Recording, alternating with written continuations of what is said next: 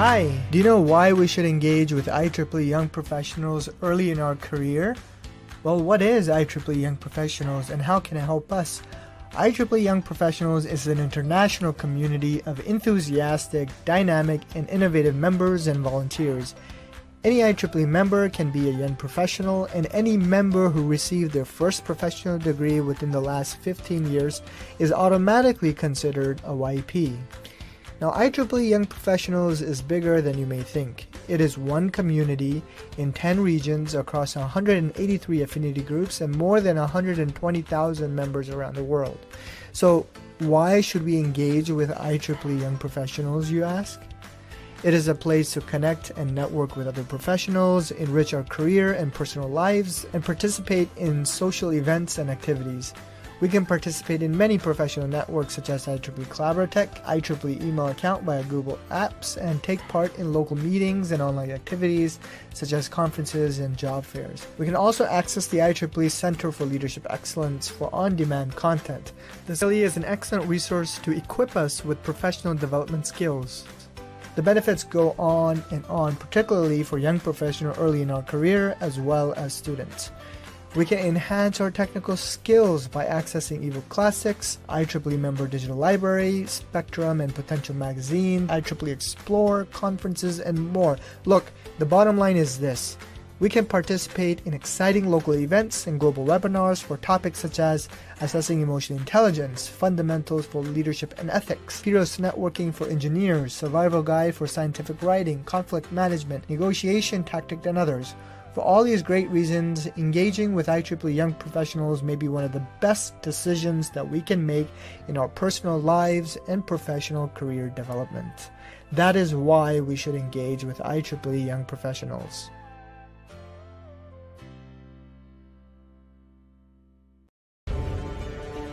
Our world is changing. Engineering is changing. Society is changing. We are changing. We're here to inspire, Inform. Influence. And change perceptions. Demonstrating how important engineers and technicians are in our lives. Championing achievements. Helping to create new technologies that enable us to thrive. And inspiring future generations to make a difference. Together, we discover new concepts by turning theory into practice. Create solutions to society's biggest challenges. Share knowledge and expertise through our networks. Grow by developing new skills and capabilities.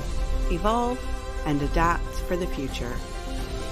We are the IET. Together, we are engineering a better world.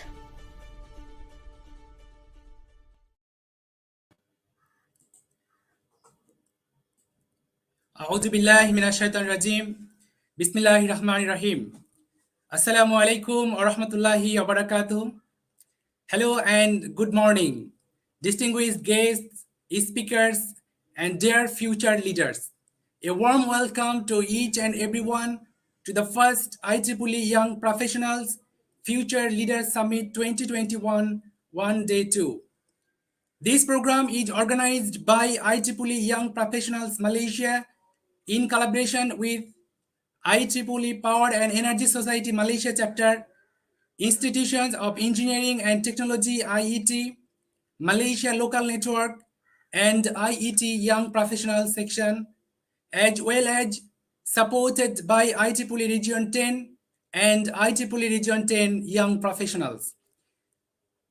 This summit is being broadcast by IEEE Young Professionals Malaysia YouTube channel and Facebook page.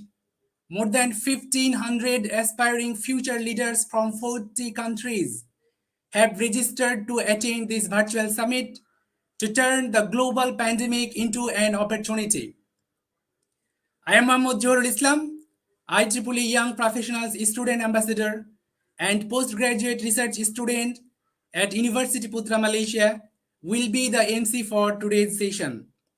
To begin with, I would like to thank you all for your effort in joining us to be together virtually despite experiencing an unprecedented situation with the global COVID-19 pandemic. I also would like to tribute those who have lost their beloved one and affected by the infectious COVID-19. First of all, we will begin our today's session with the Tilawa al-Quran and Dua recitation. Now I request Mr. Faizuddin from University Technology Mara to recite from the Holy Quran and Dua. Over to you, Mr. Faizuddin. Thank you so much, Zarul. Assalamualaikum warahmatullahi ta'ala wabarakatuh. Umul Kitab Al-Fatihah.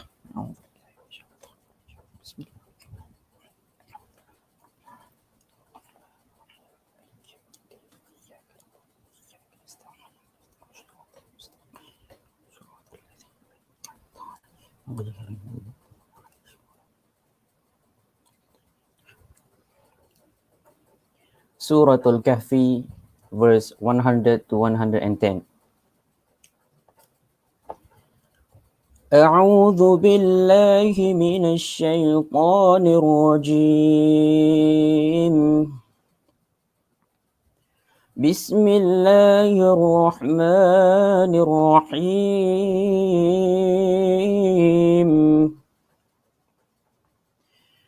وعرضنا جهنم يومئذ للكافرين عرضا.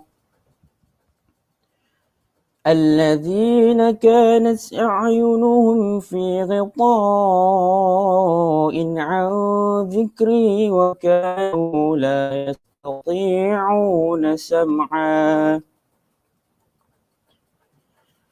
أفحسب الذين كفروا أن يتخذوا عبادي من دوني أولياء إنا أعتدنا جهنم للكافرين نزلا.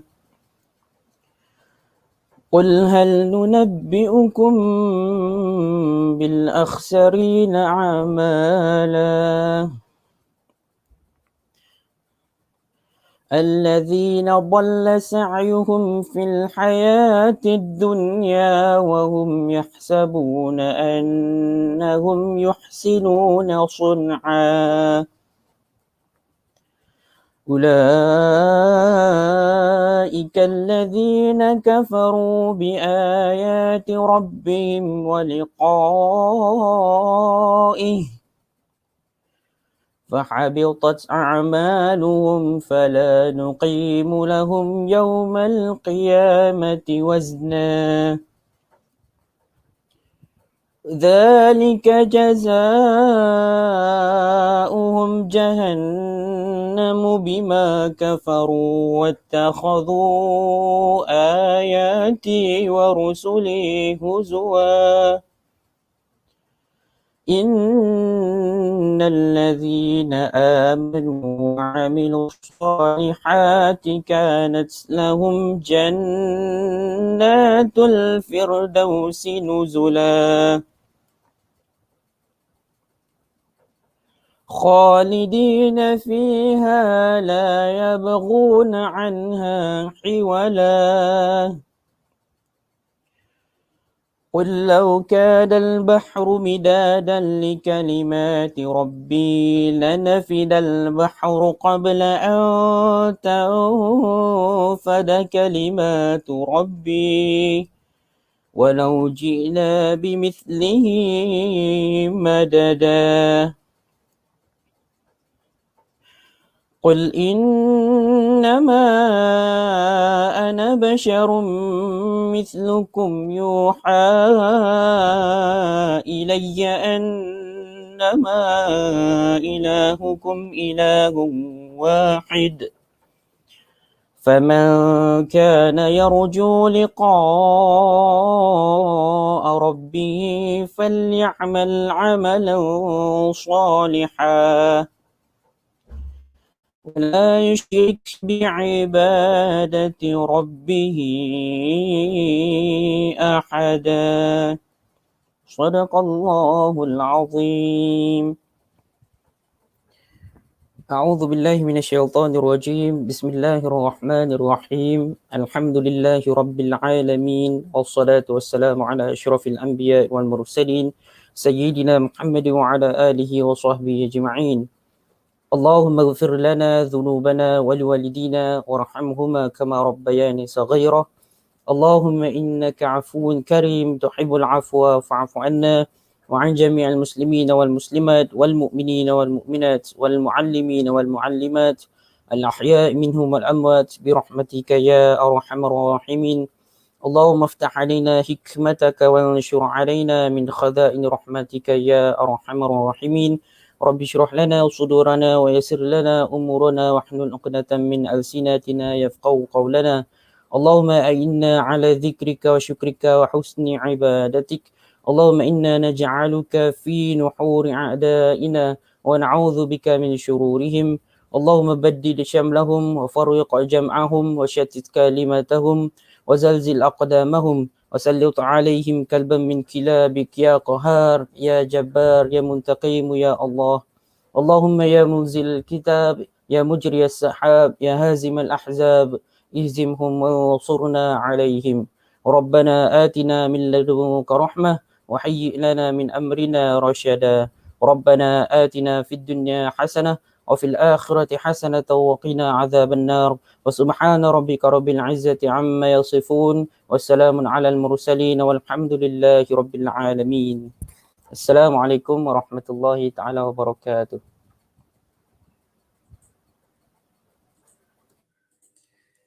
Thank you, Mr. Faizuddin, for your beautiful recitation and dua. Allah says in the Quran, in chapter 39, verse 9, say, are those equal, those who know and those who do not know? It is those who are endued with understanding that receive admonition. Once again, thank you, those of you just joined now. And we have a huge crowd from all around the world, and that's why I would like to know from you. Please write where you are from in the chat box so that everyone can know from where you are participating. So we will come back shortly after a short video.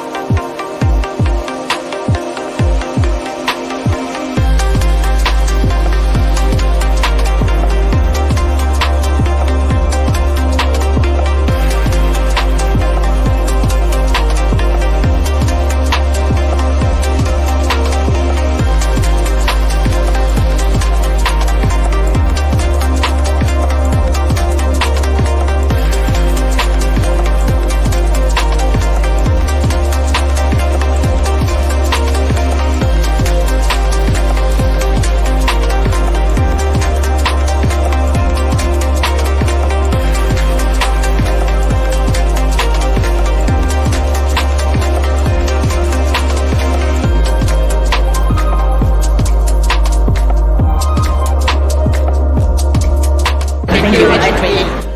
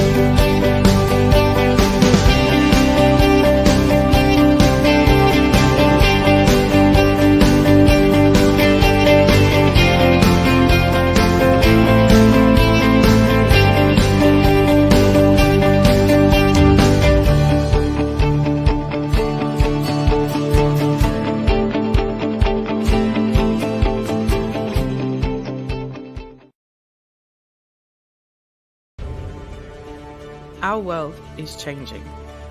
Engineering is changing. Society is changing. We are changing.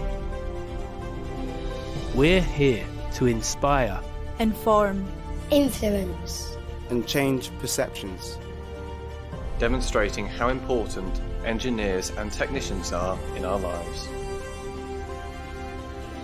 championing achievements, helping to create new technologies that enable us to thrive, and inspiring future generations to make a difference. Together, we discover new concepts by turning theory into practice, create solutions to society's biggest challenges.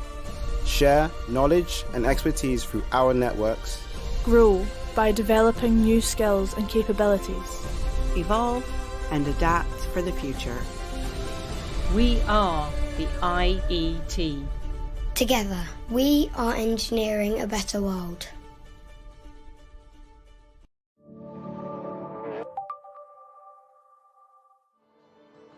So I think there are two things that are really important to support the future of good work in Britain. First is around technology. We're living through this huge wave of new devices, and we really need to ensure that we're preparing for that. And right at the heart of that agenda has to be skills and training.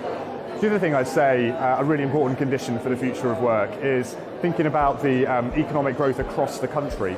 We have a really huge divide between areas of the country that are doing really well and other areas which are doing really poorly. We need to address that through regional growth in those poorly performing areas. I think it's also important to look at some of the new technologies, particularly things like AI and machine learning and kind of the associated technologies, and to think about how they are going to impact not just the workplace, but equality within the workplace, and the fact that there's lots of work to do here and lots to do to ensure that this is something that can scale and something where we don't create more harm than good. We've seen a rise in insecure work over recent years, which has negative health impacts. We've also seen a rise in legislation to promote diversity in the workplace, which can protect people from bullying and harassment. And also we're seeing an increasing threat to jobs from automation and so on. A lot of the work around automation has focused on the number of jobs that are likely to change in the future, and very little work has been put into how the nature of employment itself might change. And we need to go back to those core concepts that link good work and health around autonomy, dignity, access to resources and so on. I think we've known for a long time that good health is a product of good work. So we know that people in better jobs generally live longer and healthier lives, but there is a sense that that may be changing. And as I'm talking to experts and reading some of the research in this field, there's a sense that we used to be sure that having a job was definitely better than being unemployed for your health. And now we're not as sure of that as we once were. So there's definitely a change in that respect. My view is that until we start investing in people's health, in our human capital alongside the investments we're making in technology and industry, we really won't reap the benefits of the new technology that's coming online. I think the UK could be a lot more ambitious in terms of its vision for the future of work. We have some really fantastic universities right across the country. We could be right at the forefront of designing what those new jobs are going to be and how new technology is going to impact the future of work. What we need to do is translate some of that really first-class, world-leading research into real jobs and real growth right across the country.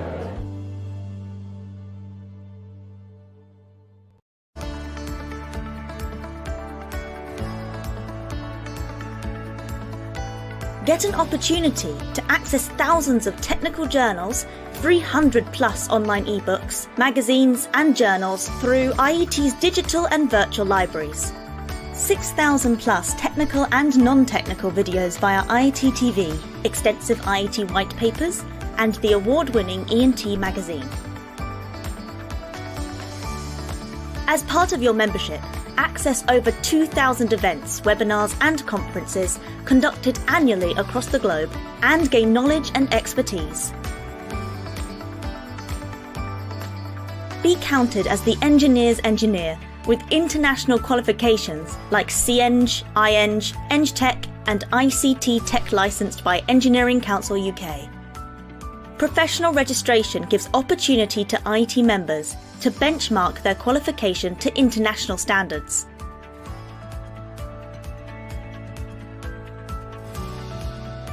Enhance your skills, knowledge and experience through our CPD programmes. Get a chance to participate in the IET Present Around the World competition, Innovation Awards and Achievement Awards. These events celebrate and recognise incredible talent in the engineering and technology space. In India, the IET reaches far and wide through 8 local networks run by volunteers of the IET. These local networks provide a sturdy platform to network, learn, collaborate and volunteer through for a host of activities such as conferences, technical lectures and workshops. Students and young members can be a part of the IET through the 8 Young Professionals sections and 35 plus on-campus groups. Be a part of our sectors team working across 3 focus areas: future technologies, future of work, and future of mobility and transport. Grab the opportunity to share your expertise and knowledge, network, and broaden your horizons with the industry at large.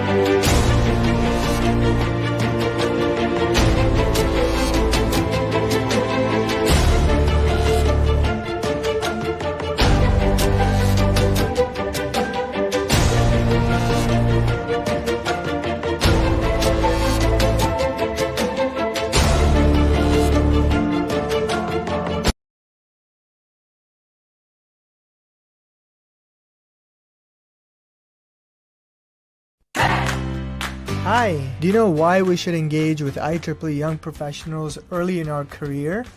Well, what is IEEE Young Professionals and how can it help us? IEEE Young Professionals is an international community of enthusiastic, dynamic, and innovative members and volunteers. Any IEEE member can be a young professional, and any member who received their first professional degree within the last 15 years is automatically considered a YP. Now, IEEE Young Professionals is bigger than you may think. It is one community in 10 regions across 183 affinity groups and more than 120,000 members around the world. So, why should we engage with IEEE Young Professionals, you ask? It is a place to connect and network with other professionals, enrich our career and personal lives, and participate in social events and activities. We can participate in many professional networks such as IEEE Collaboratech, IEEE email account via Google Apps, and take part in local meetings and online activities such as conferences and job fairs. We can also access the IEEE Center for Leadership Excellence for on-demand content. This really is an Ladies and gentlemen, thank you for joining us. From the chat box, we can see so many participants from all around the world. Please subscribe our YouTube and Telegram channel, Facebook page, and Instagram so that you can get the updated informations from our Young Professionals Malaysia section. Please let me give you a tentative schedule of today's sessions. In our today's agenda, there will be expert sharing on roads to become a professional and chartered engineer, and a significant talk session on technopreneurship. Last but not least, unlimited fun at 2 different Kahoot sessions. The winners will get prize, but you must be registered participants. Dolly Parton said, if your action creates a legacy that inspires others to dream more, learn more, do more, and become more, then you are an excellent leader. Our today's session has been organized with such excellent academic and industrial leaders to offer you precious guidance and support to be successful on a professional level. The Institution of Engineers Malaysia IEM is one of the largest professional organizations in the country and established in 1959.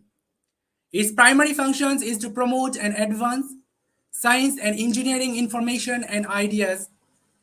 We will know all inside how to be a professional engineer from someone who is well known and popular among IEEE members. She is none but Professor Engineer Dr. Juhaina Haji Zakaria. Professor Dr. Juhaina Haji Zakaria received bachelor degree in electrical engineering in 1989 from University Technology Malaysia, master's degree from Napier University, Edinburgh, UK in 1997, and PhD in Power Systems from University Strathclyde, Glasgow, UK in 2005. She has been an academic staff in the Faculty of Electrical Engineering, University Technology Mara, Malaysia for nearly 28 years. Based on her leadership and management skills, she was given opportunity to hold several administrative posts in the faculty and the university. She is currently serving as the Dean at the Institute of Graduate Studies, UITM. Prof. Juhaina Zakaria joined IEEE since 1999 and was elevated to senior member in 2013.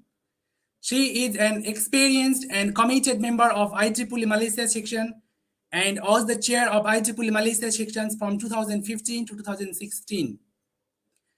She was also the founder for IEEE Malaysia section Women in Engineering Affinity Group. For her outstanding contributions in IEEE, Dr. Juhaina Zakaria has received multiple awards. If you have any question regarding the sharing, please type in the comment section. Now, I would like to invite Prof. Juhaina on the stage. Assalamualaikum. Good morning. Thank you, Islam. So I'll begin my presentation with sharing my slide here.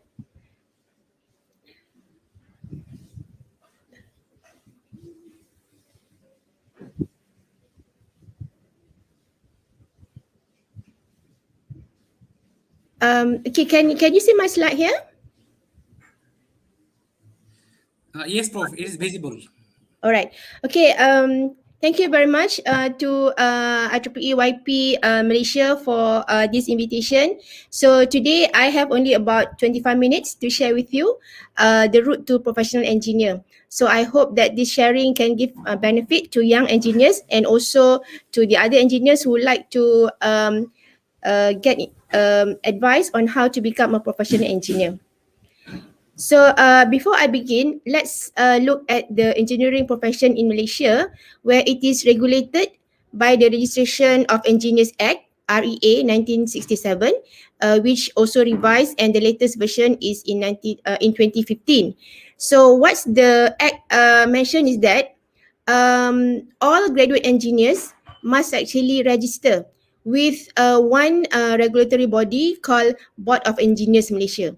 So this is a body that set up under the Registration of Engineers Act, and this body is to administer and also enforce the REA and its provisions to protect public interest. So meaning that if you are a graduate in engineering, you need to register with BEM as a graduate engineer upon graduation.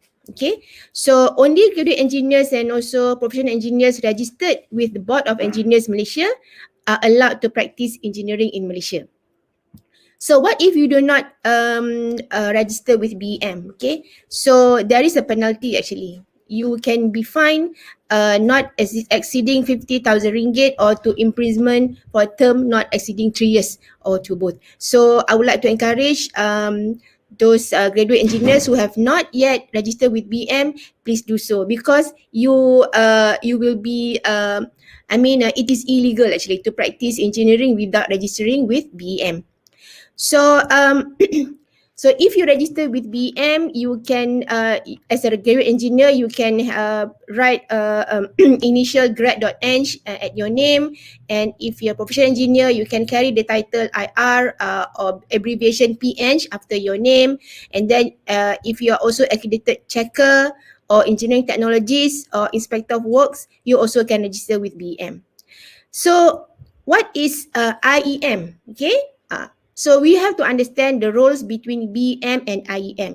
As the moderator mentioned just now, IEM is a society, okay, a learned society where engineers of various disciplines in every sector of economic activities, that mean all the disciplines, civil, mechanical, electrical, chemical, come together for mutual help and sharing experiences and also technologies. So IEM work closely with BEM to enhance the status of engineers in the society. And then with IEM also, it can establish a social linkage between engineers and help young engineers to establish themselves in their career. So in general, this is a learned institution for practicing engineers in Malaysia for networking, technical learning and socializing. So IEM was formed in 1959 and registered with the Registrar of Societies.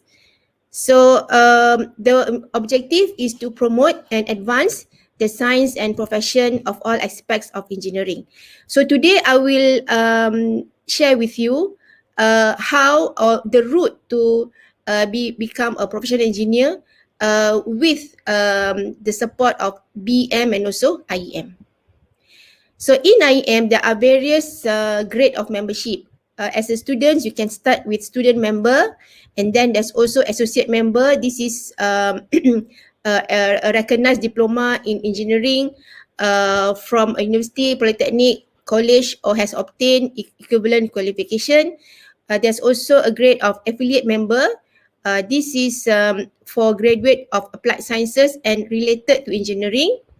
And then there are also incorporated member, which for unrecognized engineering degree. Graduate members is to all practicing engineers which registered with BM. And then we have also companion who has not less than 8 years of experience in engineering. And then we have also member MIEM. So this is the one that I will highlight in this presentation. So this is upgrading of experienced engineers leading to professional engineer status. Yeah? And then you have senior member, fellow, and also honorary member. So these are the type of membership within IEM. And as a student member, these are benefit that you can get. So only student pursuing engineering degree or diploma can become student members of IEM. So among the benefit is networking with practicing engineers, technical talks, also potential industrial training attachment, and also potential future job employment. And as a member, the benefit will be you can establish networking group among the engineers, attend technical talks, seminars or courses, attend professional development program, and also one of the route to professional engineer, and also attend continuing professional development CPD. Right. So the close cooperation between the BEM and also IEM has resulted in the recognition of the MIEM, which is the grade of member of IEM, as satisfying the criteria for PN's registration with the BEM. Meaning that if you have achieved the status of MIEM with IEM, BEM can recognize that as one of the criteria to register as professional engineer PN with the BEM. IEM membership as of June 2021 is more than 47,000, including students. And we have also branches in nationwide, as you can see from this map. Okay. And the technical division of IEM, we have civil related, electrical related, mechanical, and also others. And beside that, we have also special interest group, ICT, consulting engineers, public sector engineers, seniors, and also engineering development. So meaning that it is open to all disciplines of engineering. And there's also two sections. That's a non-technical, which is the young engineer section, and also women engineer section. Okay, so this is the map or the route that shows you the pathway to become either MIEM, member of IEM, and also PE, professional engineers. So as you can see that first of all, you need to have the academic requirements, right? So as a student, we can have a normal route, which is the accredited engineering degree. So this is a normal route. And there's also foreign engineer, meaning that this is the recognized engineering degree from foreign institution, and unrecognized engineering degree. So if you have a engineering degree for the normal route, once you graduate, you need to register with BM as BM graduate engineer. And then after that, you need to fulfill training requirements, which here is minimum 3 years relevant work experiences, and this must have some program that we call engineering competency development. I will share with you later what is it all about.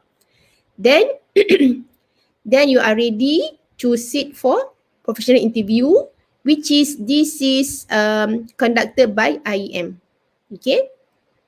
So if you pass this interview, you become IEM corporate member, which is the title MIM just now that I mentioned. And this membership is recognized by BM as professional engineer. And as a professional engineer, you required to have 25 CPD hours annually. And then if you would like to upgrade yourself to become a PE that can submit plans, drawing and so on, you can sit for an exam called Professional Competency Examination, PCE. This is conducted by BEM. And if you pass this, then you'll be recognized by BM as professional engineer with practising certificate. So this is where you yourself can authorize to submit plans and drawings for the engineering design. And if you are a PEPC, you are required to have 50 CPD hours annually. So that is if you have the normal route. But if you are foreign engineer, meaning that your degree is awarded by foreign universities, not Malaysian universities, so you can become a graduate member and also register with BM. And then again, you still have to go through the training requirements and also professional interview by IEM and so on. It's just the same like the normal route. However, if you have an unrecognized engineering degree, then you need to have some what we call as further learning or top-up module. Okay, some of the further learning is like master engineering taught course. So if you have that, then you can register with IEM and register with BM and then follow through the route as the two cases before this. Okay, so these are in summary the route to become professional engineer. So I will explain a little bit detail on each of the section. Okay, now academic requirements, as I mentioned just now, all Malaysian public and private universities engineering programs are accredited by Engineering Accreditation Council, EAC. So if your degree is accredited by EAC, then you can go towards the normal route. Okay, there's no problem with your academic requirements. However, if you have degrees from foreign universities, you must make sure that your degree are accredited by their respective engineering council or bodies. For example, in United Kingdom by EC, in USA by ABET, Australia, IE Australia, and for New Zealand is IP New Zealand. Okay, so if you have all these accreditation from the respective bodies, then you can register with IEM and then register also with BEM. And as mentioned just now, all foreign engineers practicing in Malaysia and with recognized engineering qualification must register with the Board of Engineer as a graduate engineer, as stated in the Act. And with recognized engineering degree, foreign engineers can register as a graduate or corporate member with IEM. And if you have a non-recognized engineering degree, then you can register as incorporated member with IEM. And if your degree is not recognized by EAC and also by the foreign industries, what you need to do is to you need to further learning or top up in order for the degree to be acceptable by BM. So this further learning or top up can be in the form of master degree in engineering by thought course. And you can also, as mentioned just now, can also join IEM as incorporated member. So again, we have discussed about academic requirements. So if you are a student now, you can see that where are you now, okay? And if you're graduate, please check that if you have registered with BM, okay? Then training requirements. If you can look back at this diagram just now, these are the training requirements that you need, minimum 3 years relevant work experiences. So for the training requirements, we call it as Engineering Competency Development, ECD. So if you are not having a PE of the same discipline within your organization, you need to nominate a mentor of same discipline from other organization, okay? Preferably same industry but not mandatory, meaning that if you're working in a company and the company does not have a PE with the same discipline with you, so you can nominate a mentor from other organization. And the mentor also can be obtained from IEM. Graduate member have access of pool of PE to choose from. So you need to nominate this mentor. So this mentor will monitor your work.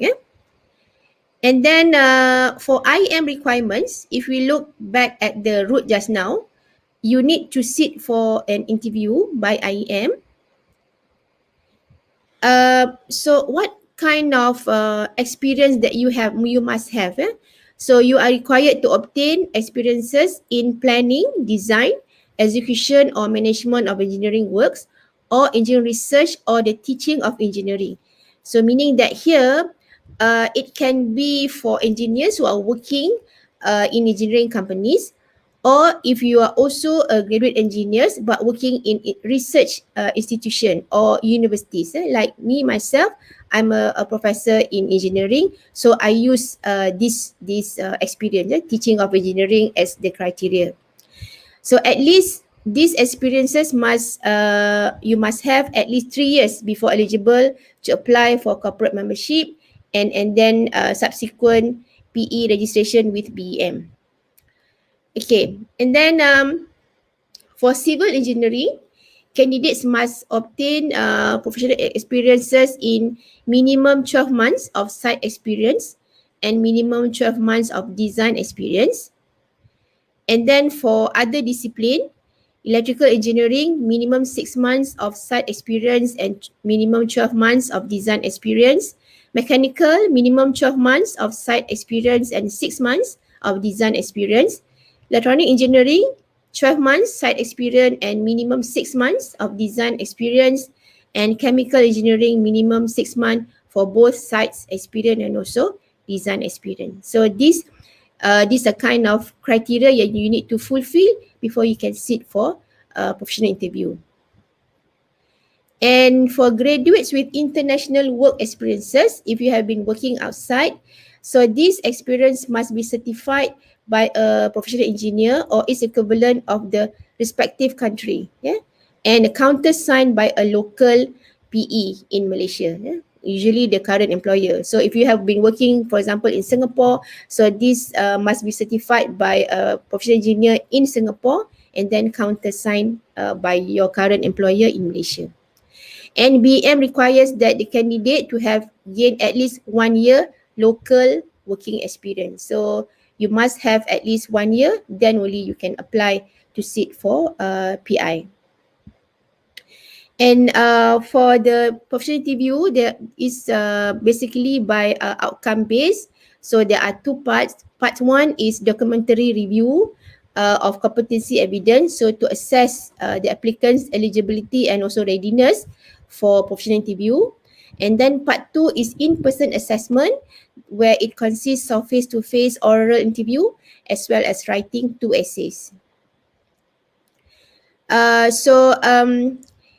It is actually a balanced assessment. It is not only focused on technical aspect, but also assess your competence in underpinning knowledge and also understanding of a branch or sub-branch of engineering. And then skills in design and development of solution to engineering problem. And also you should have like people skills, management, leadership, as well as communication, interpersonal skills, and also attitude and professional commitment. And each candidate has unique work experience because of the nature of job, and mostly candidates are available to develop an acceptable, satisfactory level of attainment in the majority of competency elements. So if you're lacking some of the competency elements, they still can pass if they are good in most of the other elements.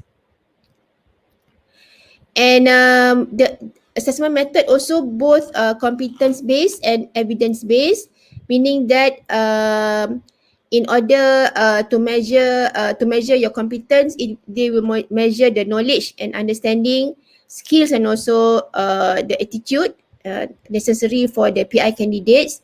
And then the assessment also use rubrics to differentiate competency level.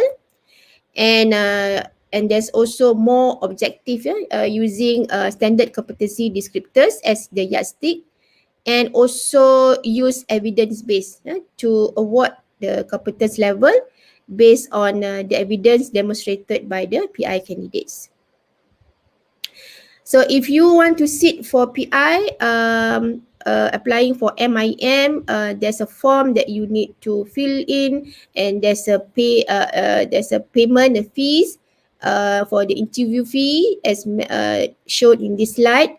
And then once you are successful, you also need to do some payment fees for membership application for transfer. If you have existing IEM greater than 2 years, this is the amount, annual fee. And if you're less than 2 years, it's a bit higher.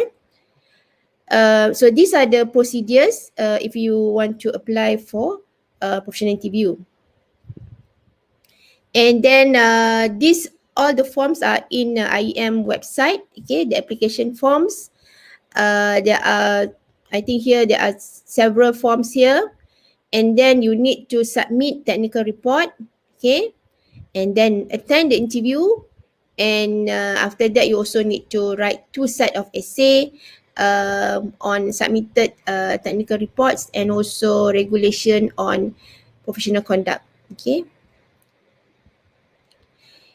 In the interview, normally when you detail your work experience, all these reports must be verified by another professional engineer, must be from the same discipline within your organization. Alternatively, you can maintain a logbook under the engineering competency development as I shared just now. Okay. You can also use the logbook to describe your work experiences. And submission of reports, okay, document, and also drawings or other documents, all this must be verified or certified by a professional engineer. And in the interview and also essay writing, what are being assessed is you must have a sound understanding of engineering knowledge, capacity to accept professional responsibilities, and also ability to communicate and make effective presentation. The essay is within 1.5 hours each, and there are 2 sections. One is on your submission. You have to write an essay on your submission, and section B is on one of the 13 regulations on the professional conduct. So there are lists of regulations, so you can choose any of the topics that you would like to submit the essay. So objective is to test candidates' knowledge to communicate well, as well to gather his or her thoughts in a clear and concise manner. So for BEM requirements, if you want to sit for competency examination, okay, you must pass PE, the assessment exam, through BEM, or PI through IEM, and encouraged to attend minimum 60 hours of PDP, and also attend professional competency examination. So this exam if you want to become a PEPC, professional engineers with practicing experience. So this, as I mentioned just now, the 60 hours PDP. Okay, and then what I mentioned just now is basically for those who are in engineering companies. But if you are in universities, you are teaching, you can also apply to become a professional engineers, provided that you are teaching in EAC approved engineering degree program and at least 1 year teaching in final 2 years of the engineering course, and you have equivalent of 1 year practical engineering experience, and this can be cumulative. And also you must have more than 3 years experience, and may also include postgraduate study or research while holding the teaching post. So if you are doing your master's or PhD, it can be also considered as included in the 3 years experience.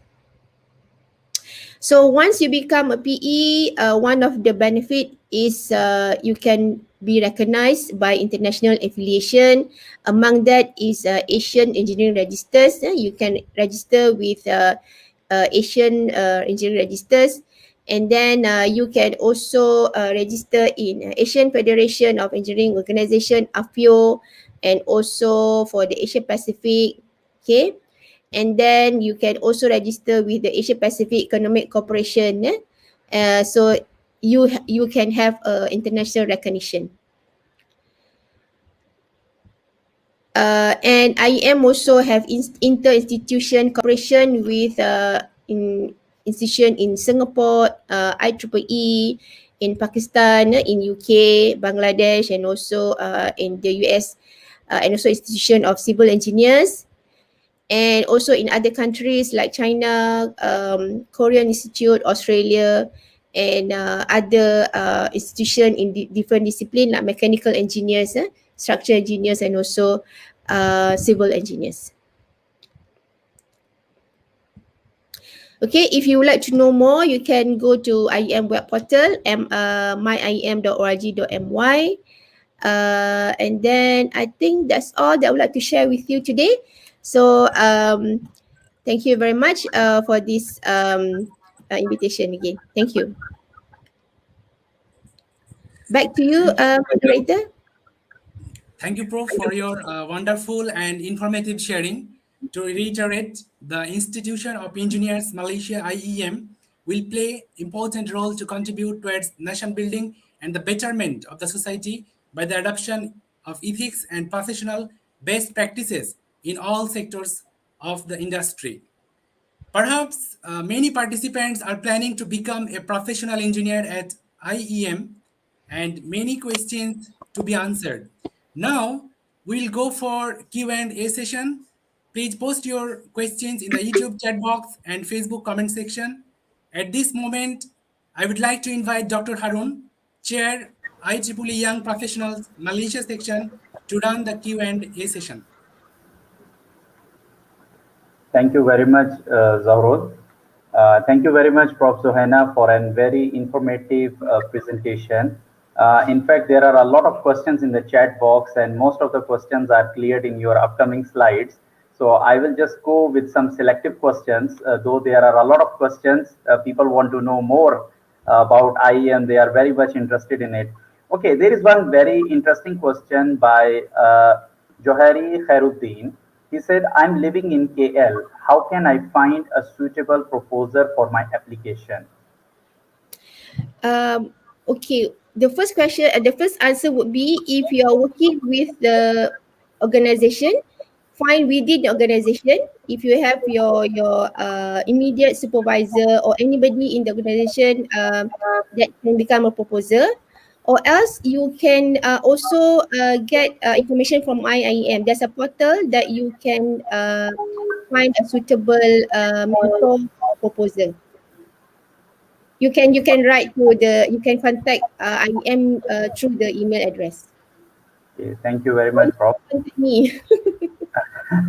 Okay, there is another very interesting question. This is, the full name is not there, but is, I believe it's the nickname. the person is asking that these PDP courses are quite expensive. I had a look at it, is like around 700 plus per workshop. We need to take 3 after passing PI or PE. Will the price be reduced in the future?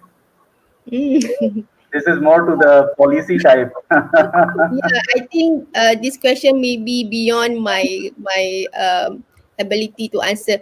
Anyway, currently there is no plan to revise the price, but I think just update with the please always update with the website. Perhaps there will be, but I cannot answer that. I'm sorry. Okay, another question by the same person. May I know how IEM or BEM keep tracks of CPD and PDP via approved PNG? Okay, in BM there's a portal where you can submit your CPD activities. If you sign up with the BM website, you can have a profile where you can submit annually, and then they will calculate your CPD and they will tell you if it's not enough or you need to get more. And also the CPD is cumulative. Sometimes you have more this year that you can bring forward to next year. Yeah. Okay. Thank you, Prof. Okay, this is a question from our postgraduate student. Can a PhD student directly enroll for IEM graduate member? Yes, because PhD means you already have your degree. So basic, you have fulfilled the basic requirement. So you should be able to, but we have to look at your degree whether it is accredited or not. If you have a recognized degree, then you can directly enroll as IM graduate member. Okay. There is one question which is like, let me just display at your screen. I think that will be much clearer. Okay. This question is by a fellow who has asked a question earlier. May I know if we don't have a PNG in current company, can we find our own supporters in the same field to prove the documents, or it needs to be assigned by IEM? Okay. You can find your own supporters provided that he or she is also a PNG recognized in Malaysia. You can do All right. that. Thank you very much, Prof. Zohaina, for your time and answering all the questions. It was very detailed presentation in that I believe everyone have already gotten the idea behind IEM and BEM procedures. More information you can look from IEM website or BEM website. Or if you can find out Prof. Zohaina if there is a particular question related to her. Yeah. Thank you very much, Prof. Zohaina, for being with us. We appreciate your time. Over to Thank you, you, Nancy. Dr. Harun. Thank you very much. All the You're best for welcome. the next event. Thank you. Thank you very much. Thank you, Prof. Johanna and Dr. Harun. You all are curious to know what's the routes to become a chartered engineer. Without taking much of your time, at this stage, I would like to introduce engineer technologist Jimmy Pham Deng Fong, who is always known as Jimmy Pham. Jimmy Pham finished his Masters of Engineering Research and Bachelors of Engineering Electrical and Electronic degree with first class honors, bringing him more than 18 years of industrial experience serving for Fortune 500 company and S&P Global Platts top 30 global electric utility company. He is currently appointed as specialist of business development and partnership in power utility company.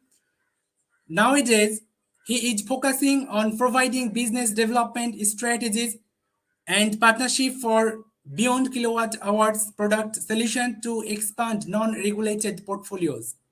Jimmy has been serving in various capacities in both national and international professional bodies such as the IEM and the IET. Jimmy was elected as IET UK Council member membership and professional development board member from 2014-2017. Apart from that, Jimmy has been appointed as National Industry Expert and appointed as Engineering Accreditation Council panel member to accredit universities' engineering degree programs in Malaysia. Jimmy is currently pursuing his doctorate in business administration, specializing in strategic HRM practice by focusing on big data analysis, data mining, as well as producing predictive models in the business environment. For your kind attention, at the end of these sessions, we'll provide feedback form in the YouTube chat box and Facebook comment section later. So this feedback form will be counted as attendance for the certificate. At this stage, I would like to invite Engineer Jimmy on the stage. Yeah, thank you, Mr. Islam, all right, for your kind introduction. So if I can just share my slide over here.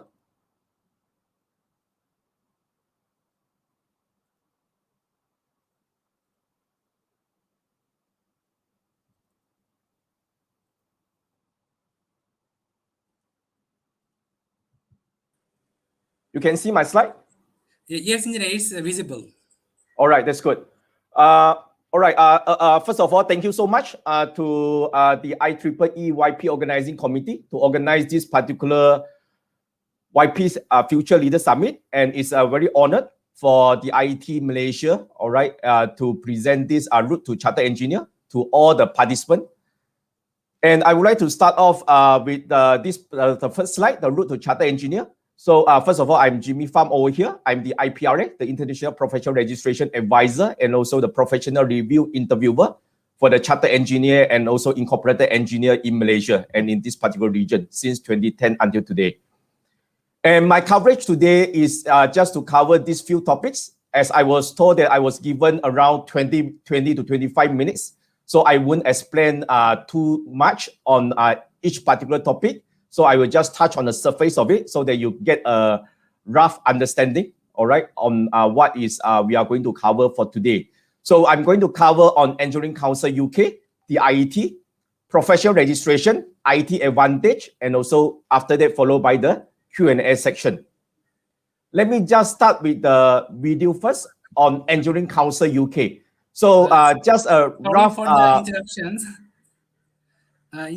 You will have full 20 to 30 minutes for talk and Q&A session. So I hope you will finish your session within 15 to 20 minutes. Thank you. So I will just show you the video of Engineering Council UK.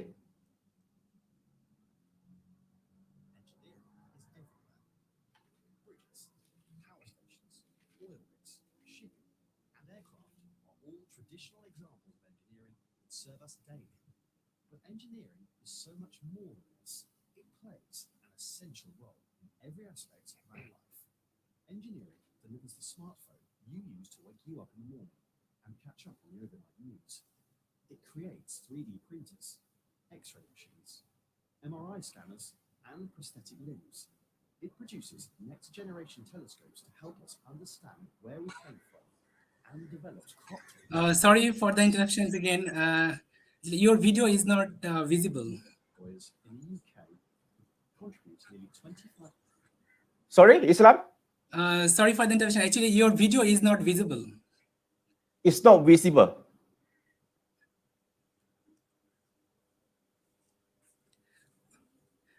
Can you make it bigger, please? The full screen. You cannot see this particular video when I run it? Full screen, please.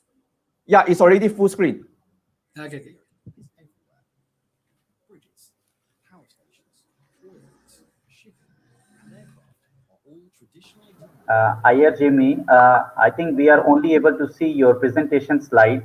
If you can share your complete screen instead of only PowerPoint presentation, then we will be able to see the video. It's only showing. Maybe I need. Yeah, thank you.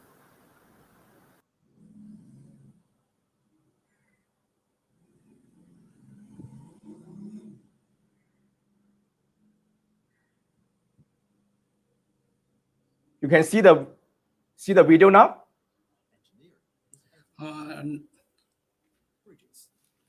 Yes, now it's playing. And aircraft are all traditional examples of engineering that serve us daily. But engineering is so much more than this. It plays an essential role in every aspect of our life.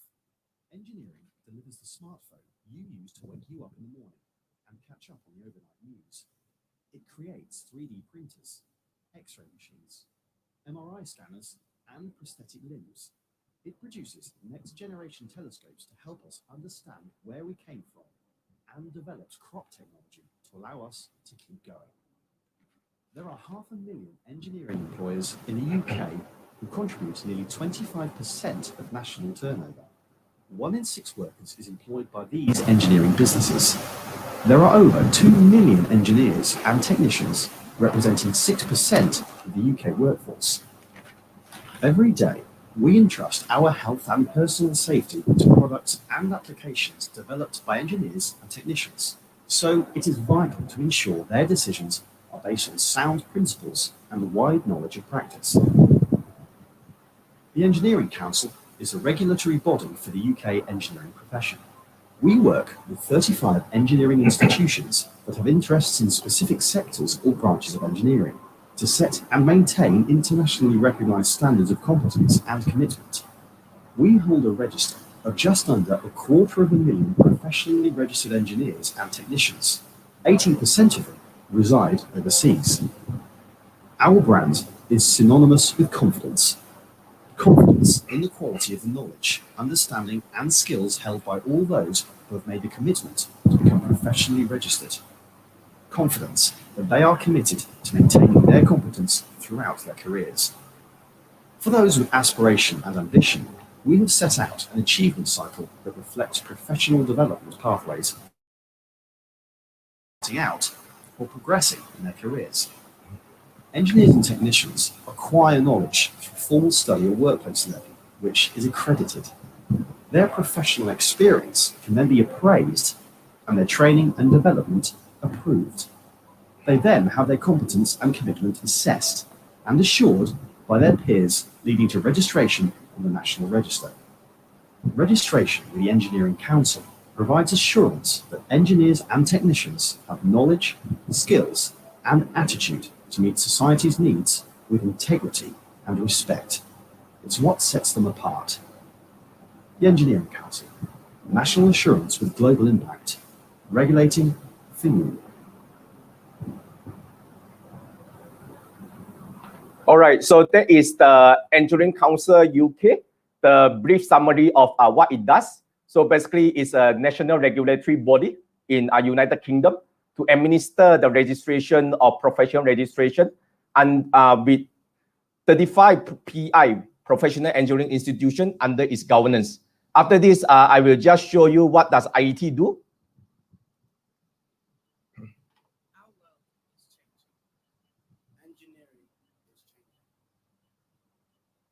Society is changing.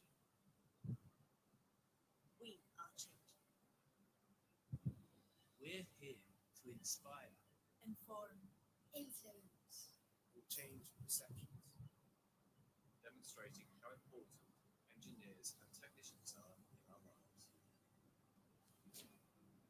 Championing achievements. Helping to create new technologies that enable us to thrive. And inspiring future generations to make a difference. Sorry again for the interruption.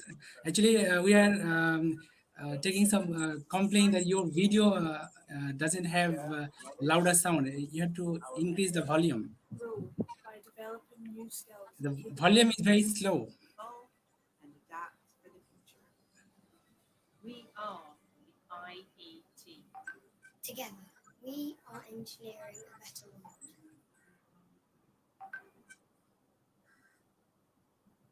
Yeah, so basically that's what IET does, or our vision and mission is to working to engineer a better world. And just some brief introduction about the IET. We have more than 168,000 members in more than 150 countries. And we do have 5 different offices in US, New Jersey, in London, in UK, Stevenage, Beijing, China, Hong Kong, China, and Bangalore, India. We operate almost in 100 local networks and 22 technical networks. And in fact, the IET is the most multidisciplinary professional body in the world to reflect the increasingly diverse nature of engineering in the 21st century. And as our vision is to working to engineer a better world, and in fact, we are a professional body for engineers, technicians, and those who are involved in engineering. And basically, we cover 9 different sectors. It is a built environment, design and manufacturing, digital, education and skills, energy, engineering safety, healthcare, innovation, and transport. And as for this year's, we are celebrating our 150 years anniversary, and IET is regulated by the Royal Charter in UK. And the IET is the largest of all the 35 professional engineering institutions licensed by the Engineering Council of the UK. And what are the benefits of the IET membership? So I will just show you a video so that you understand exactly why should you join IET. Get an opportunity to access thousands of technical journals, 300 plus online ebooks, magazines and journals through IET's digital and virtual libraries. 6,000 plus technical and non-technical videos via IET TV, extensive IET white papers, and the award-winning E&T magazine. As part of your membership, access over 2,000 events, webinars, and conferences conducted annually across the globe and gain knowledge and expertise. Be counted as the engineer's engineer with international qualifications like CEng, IEng, EngTech, and ICT Tech licensed by Engineering Council UK. Professional registration gives opportunity to IT members to benchmark their qualification to international standards.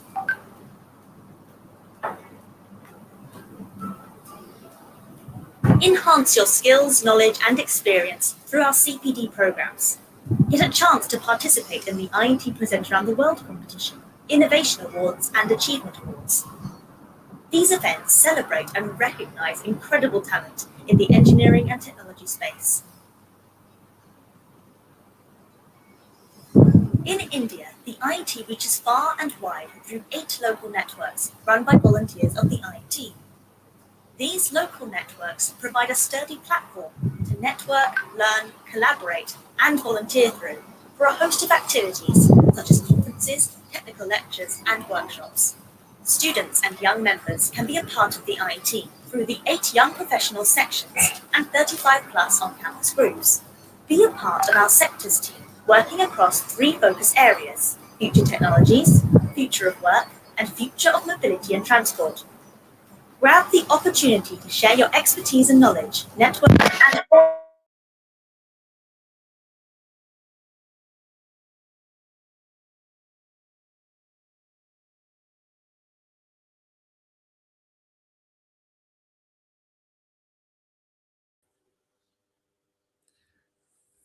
Sorry, actually, we can't hear you. Can you please unmute yourself?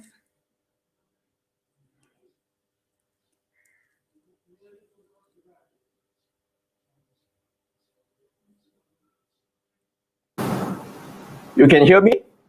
Yeah, now it's audible. Thank you. All right, even though the video that you managed to watch just now is applicable to India, but in fact, actually it does apply to all different countries as well. In Malaysia, we do have our own local network. We call it the Malaysia Local LN, and together with our IET YP Young Professional section in Malaysia as well. So just some rough overview of our professional registration. We have 4 different categories of professional registration that is licensed by Engineering Council UK. We do cover CEng, Chartered Engineer, IEng, Incorporated Engineer, EngTech, Engineering Technician, and also ICT Tech. For EngTech, CEng, IEng, and also EngTech is all governed by the UK spec. We call it as the United Kingdom Standard for Professional Engineering Competence. As for the ICT Tech, it will be covered by the document is called the standard. So what does professional registration mean? I think that is a very important question that will be asked by most of you as a students. First of all, definitely once you achieve the professional registration, you will be listed on the Engineering Council Register of the Professional Engineer, giving you both recognition and also in terms of improvement of you yourself. In terms of recognition, you will be recognized as a professional in your field, as a rounded engineer, and also you gain the international recognition. As for the improvement, it's not only improve your self-esteem, also it improve your career opportunity and marketabilities, and at the end, it's definitely your salary prospect. As what you can see over here, what I display over here is the Engineering Council certificate once you achieve your CEng, and on the left-hand side, this is the MIET once you become a corporate member and also a registered CEng with the MIET. On the top right bottom over here is the FIANI. Okay, once you achieve, I would say, certain years of experience together with your education attainment, then actually you can apply to FIANI to register as a European engineer. And on the top left bottom is the international PE. So there is a pivotal moment as an engineer where once you achieve, I would say, receive more than certain years of experience, most of the time is more than 7 years post-graduate experience, and together with your continuing professional development, then you can apply to become the international PE.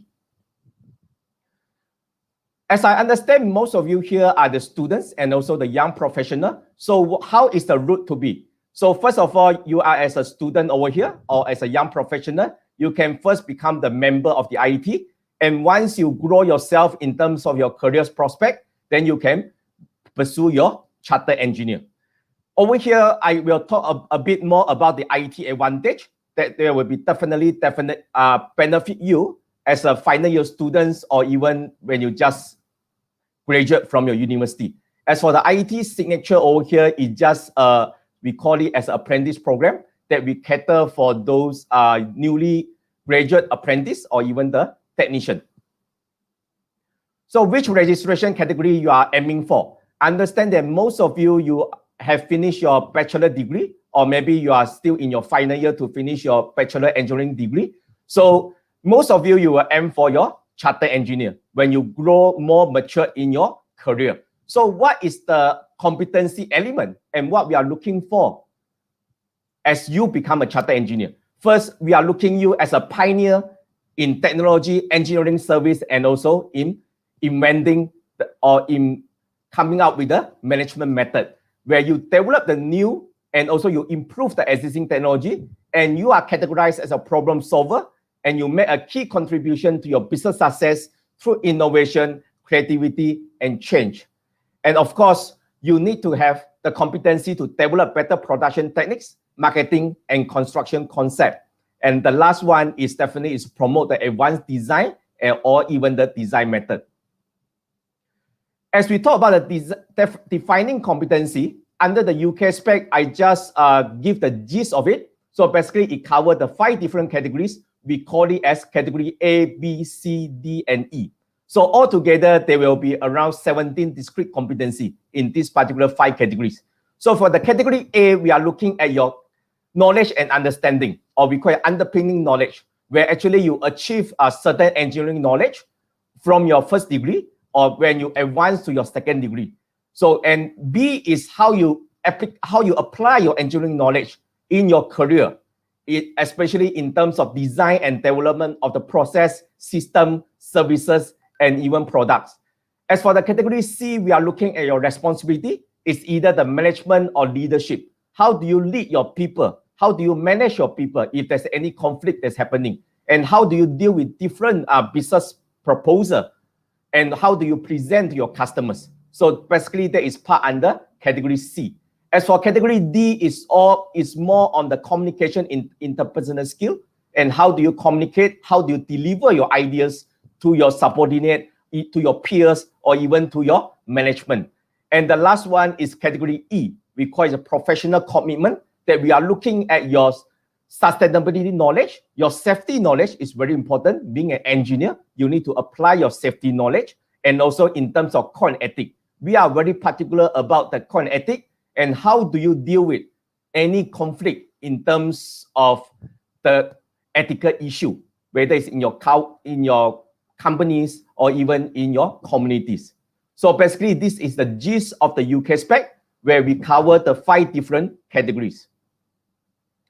Understanding that most of you are the final year students, so we are looking at the IET Advantage, or we call it a 3-step membership program that is going to give you a head start on your route to becoming a PE and an exclusive reduced rate. So what does it mean? The IET Advantage is provide you the 6 years membership with the IET through the Advantage program, where the first year itself is talking about the graduate advantage when you are just out of your university, where the annual fees is just the £20. As you progress into another 3 years, we call it as a career advantage, where actually you are just paying £60 in a year. And followed by another last 2 years in the professional advantage, where you are paying the £90 as compared to the standard annual rate that we are charging at this moment, which is £170.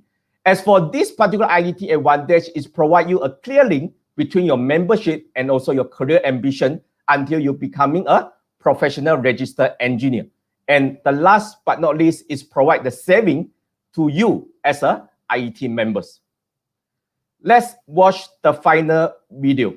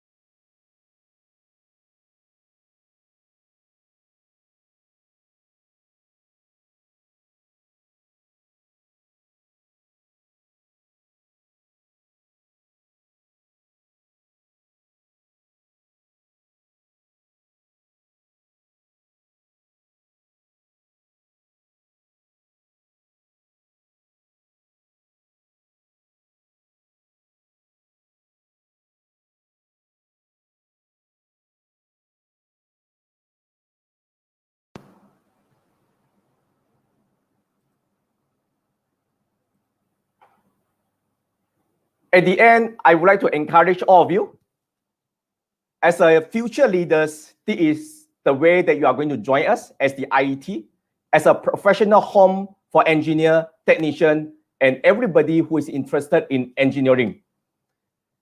Let us work hand in hand in inspiring others, not only you yourself, but also people around you to become a professional in your life. Thank you so much.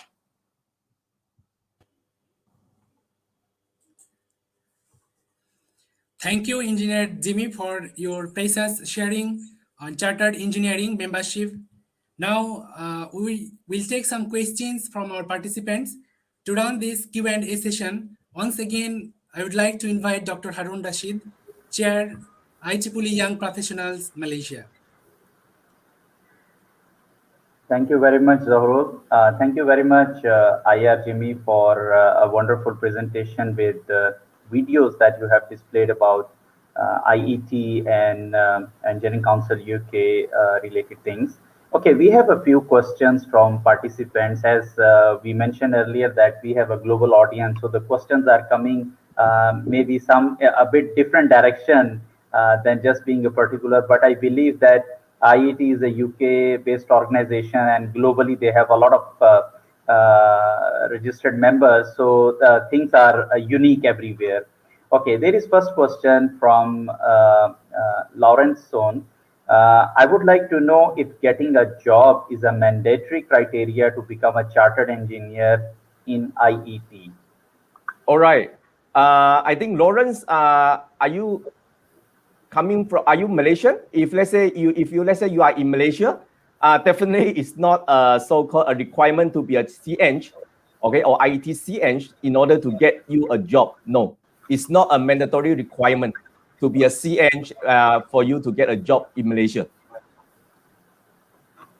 All right, thank you. Okay, there is another question by Il. May I know what are the benefits of having a CEng in the professional industry? Is there a yearly annual fee that needs to be paid to the institution? So I think half of the answer you have already answered in your slide. The first part maybe you need to answer. All right, for the CEng, the benefit of CEng in the professional industry, basically it really depends on which industry that you are looking at. For example, if let's say you are working in most of the European companies or even UK, British companies, for example, like even like Shell, even like you're talking about PHP. So definitely there is some benefit for you to becoming a CEng over there. As actually they do respect the status of being a CEng that is regulated by a professional body. As for your second question, annual fees, yes, there will be an annual fees to be paid to the institution, the IET, and also to the Engineering Council UK. Thank you very much. Okay, the same question by the same person. Most industries are moving to AI, ML, and data science. How does this field fits in the currently available engineering categories? All right, that's a very good question from East. So definitely IET, as I mentioned, we are the one of the most diverse disciplinary professional body in the world. And we do cover computer science and IT graduate, those who are expert or those who are well-versed in artificial intelligence, machine learning, and data science. So IET, it does not only cater for the traditional E&E industry, but we do open up our doors to cater for IT and computer science graduate as well. Thank you very much. Okay, very interesting question is coming at your screen by Eric Wong. What is the difference between chartered engineer and professional engineer? All right, excellent. Good question. I'm sure when you ask about professional engineer, you are referring to the PE in Malaysia. And I assume that you are asking this on behalf of the Malaysian audience. All right, for professional engineer in Malaysia, yes, that is regulated by law. Okay, I think as what Prof. Zuhaina has mentioned, okay, by the REA, Registration of Engineer Act 1967, Amendment 2015. So by law, yes, you need to be a professional engineer, especially if, let's say, you work in a consultancy firm, and if, let's say, you would like to becoming a submitting person, the PPC, so there is a route for you to be as a professional engineer, and after that to become a PPC with the BM and also with the IEM. As for the chartered engineer, as I mentioned, it's always an added advantage. An added advantage for you. It's not only cater for Malaysia, but especially if, let's say, you work in some other overseas country, you like to practice in European EU 33 countries. So that is giving you an extra edge as compared to others. All right, because they value the chartered engineer. There is a license by the Engineering Council UK. Thank you. Okay, there is a question by Ronnie. Partially it's answered in your slides, but maybe you would like to say further on this. Any student can be a IET member? Definitely. Student, definitely you are very welcome as to become a IET members. So you can become a student members, and in fact, for those, let's say you manage to get 10 students in your campus to apply to the IET to become a student members, you can just pay £30 for the whole duration of your student years in your universities. Okay, we take the last question. This question is coming from Sue Carlock. Do you recommend engineer work for contractor between PE or PEPC? All right, if I can just rephrase your question, Mr. Xiao, do you recommend engineer to work for contractor become P or PPC? All right, I would say that for PPC, normally we recommend for those submitting person, I would recommend if let's say you would like to become a PPC or to be a submitting person to submit your drawing to the authority, for example, to the TMB, to Bomba, all right, to Shabas. So it will be better for you to work as in a consultancy firm that actually you gather the experience, all right, in terms of the design drawing, in terms of calculation. I think that is a path for you to be. As for the contractor, it will be good as well. If let's say you would like to become a submitting person when you advance in your career, when you want to so-called to transfer or to migrate yourself from the contractor view to the consultancy, or I would say to set up your own consultancy firm. So definitely the P is the first route. After that, you will follow by the PPC. Thank you very much, Ayer Jimmy, for answering this question. Before we conclude this, I have one question which I received in another chat box, not in the YouTube. Since we have been hearing Prof. Zohaina earlier, she was talking about IEM and BEM, and you have been talking about IET and Engineering Council UK. Is there a way that a chartered engineer who has studied maybe in overseas and he's already a chartered engineer but never registered with professional body in Malaysia, can they become a professional engineer in Malaysia? Though this question was partially by Prof. Zohaina to be answered, but I'm asking you the other way around as well. If there is a professional engineer who want to be a CEng or a CEng want to be a PE, yes, if you would like to give detail on this. Sure. Thanks, Dr. Harun, for the question.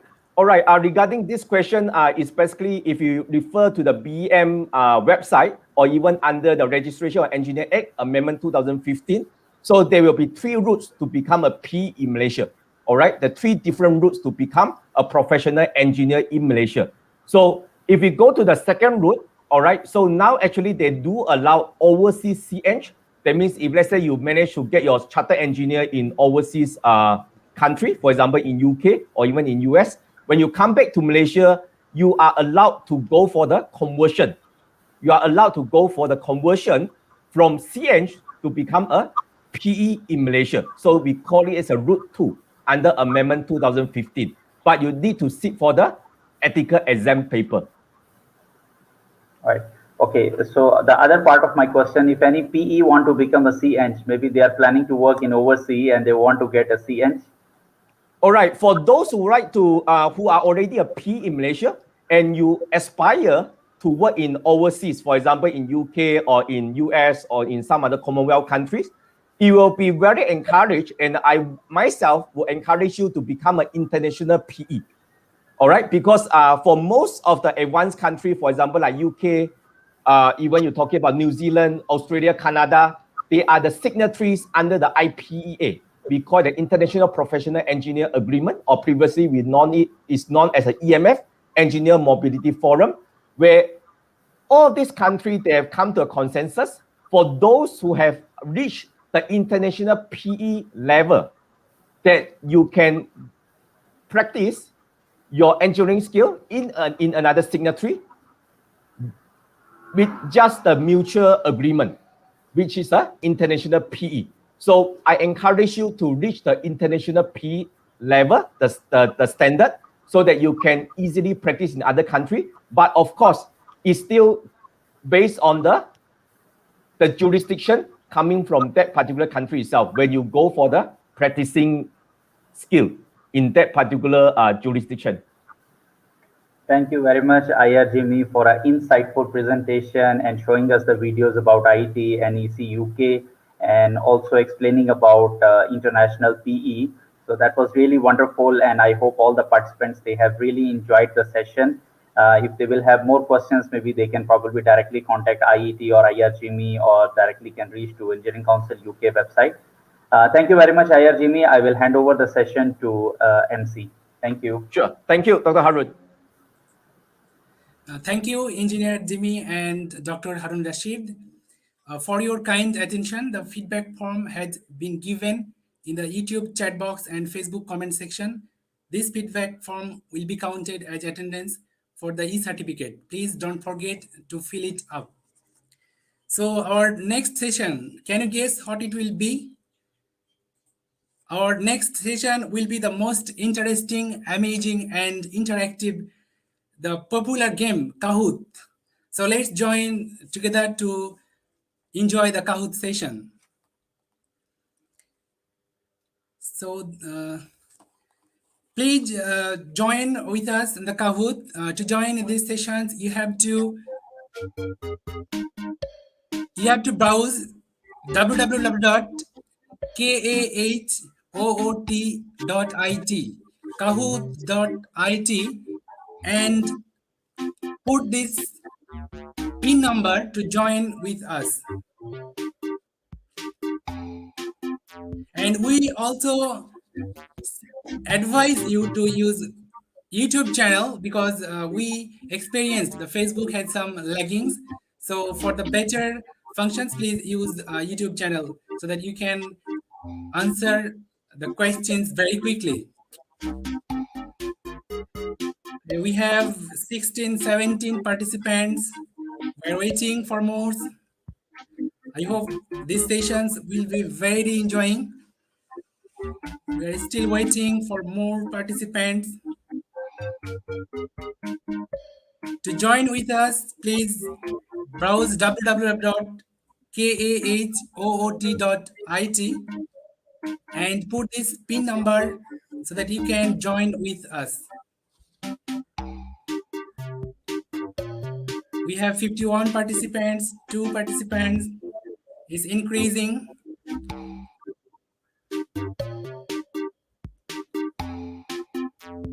And don't forget to type your full name because we will cross-check your name with the registration form. So these sessions is for the registered participants. If you want to win, you must have the prior registration. So don't forget to type your full name. We have more than 70 participants.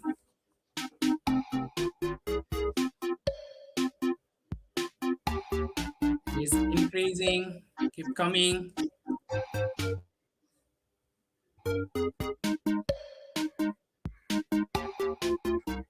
Can wait a few more seconds to give the chance to others so that they can win. We all are awaiting to see the winners for today. Who is going to secure their winning positions at this Kahoot session?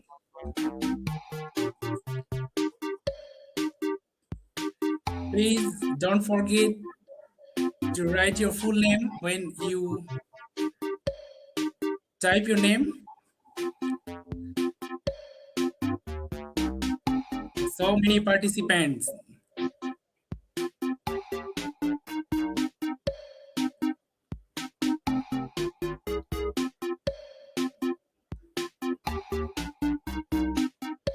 We are still waiting for more participants. Please join with us. Type kahoot.it and put the PIN number so that you can join with us.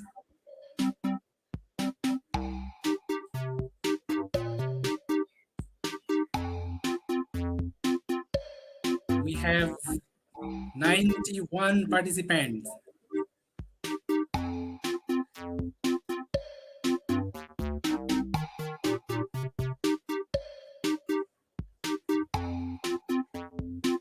"92 participants. We are still waiting for you. Please don't forget to join with us. Maybe you can be the winners. We all are awaiting to see the winners of today. I hope you will enjoy these sessions and don't forget to write your full name.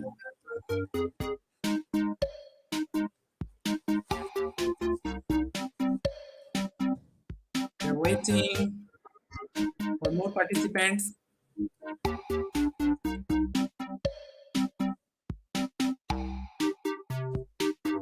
We on 100 participants. To join these Kahoot sessions, please go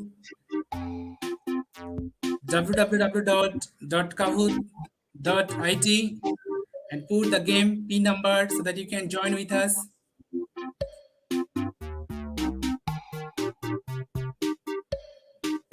The joining link already has given in the comment sections as well. You can click over there and directly you will connect with us on Kahoot.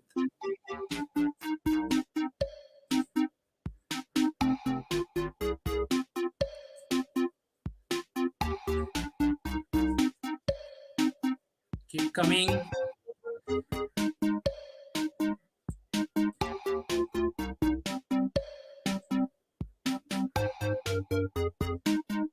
Okay, so I think now we can start. We will start our Kahoot game shortly. Please be faster. You can be the winners for today.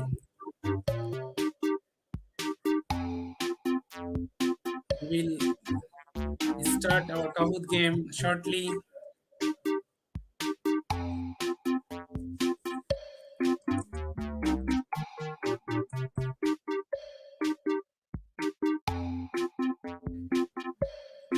Okay, so now we'll start. Now we'll start our Kahoot game. Please keep watching, be alert. The question will come and you have to answer very faster. Okay, we'll start soon. Okay, the first question. What is the largest technical professional society in the world? The question is, what is the largest technical professional society in the world? You have to answer as early as possible. You have 16 seconds. Be faster. You have to answer what is the largest technical professional society in the world. 5 seconds left. 2 seconds. 1. Time off. We already got the scoreboard. We saw 70 participants has answered correctly. The scoreboard. The Sukar lock is the highest marks, secured his first positions, and followed by Lee Quinn UE 845 and then Bree. Now we'll go for the second questions.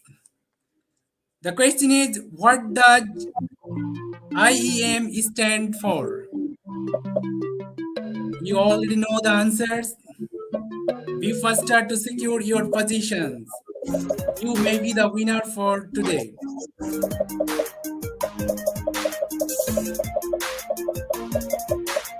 What does IEM stand for?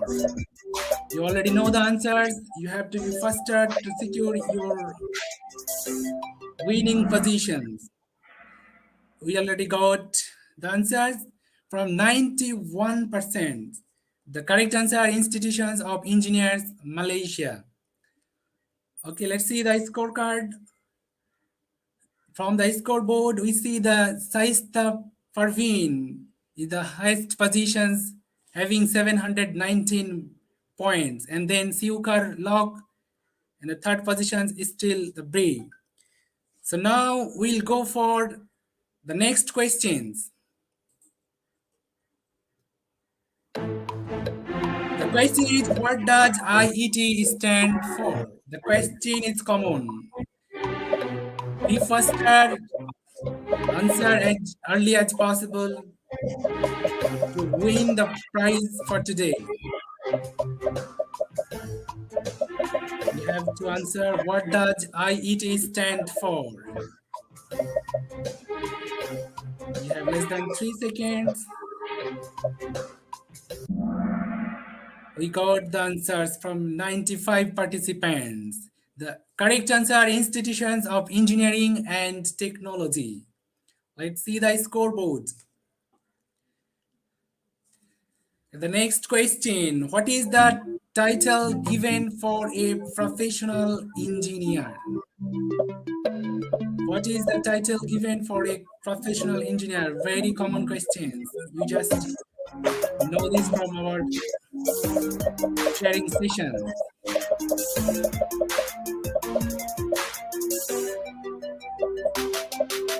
What is the title given for a professional engineer?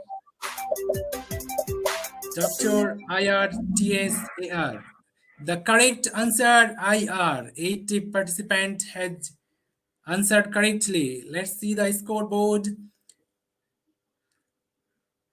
Hamizan Hamza again come back. yesterday he was one of the winning members. So now we'll go for the next questions.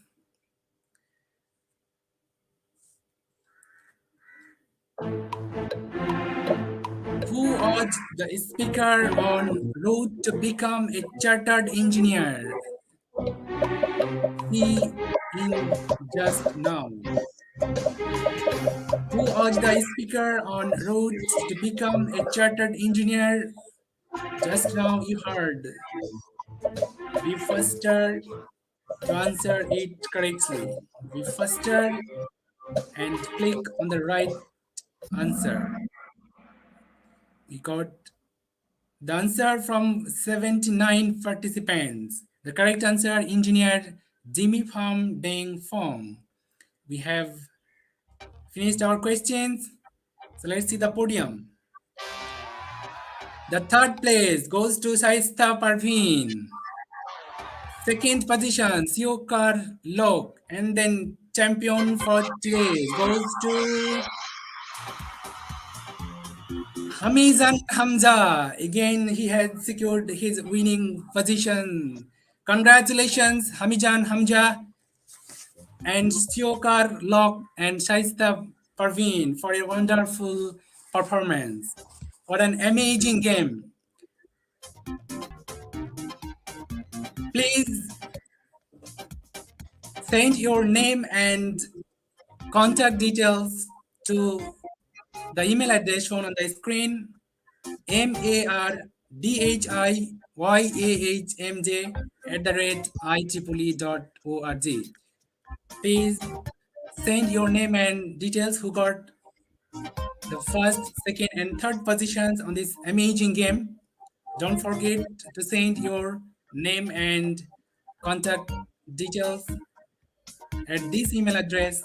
I'm again telling the email address, mardhyahmj@IEEE.org. Thank you for participating on this Kahoot session. It was very amazing. Winning is not everything, but the effort to win is. Congratulations to all the winners and good luck for others on the next Kahoot sessions. Hope you can be the next winning champion. So now we'll move to our next agenda.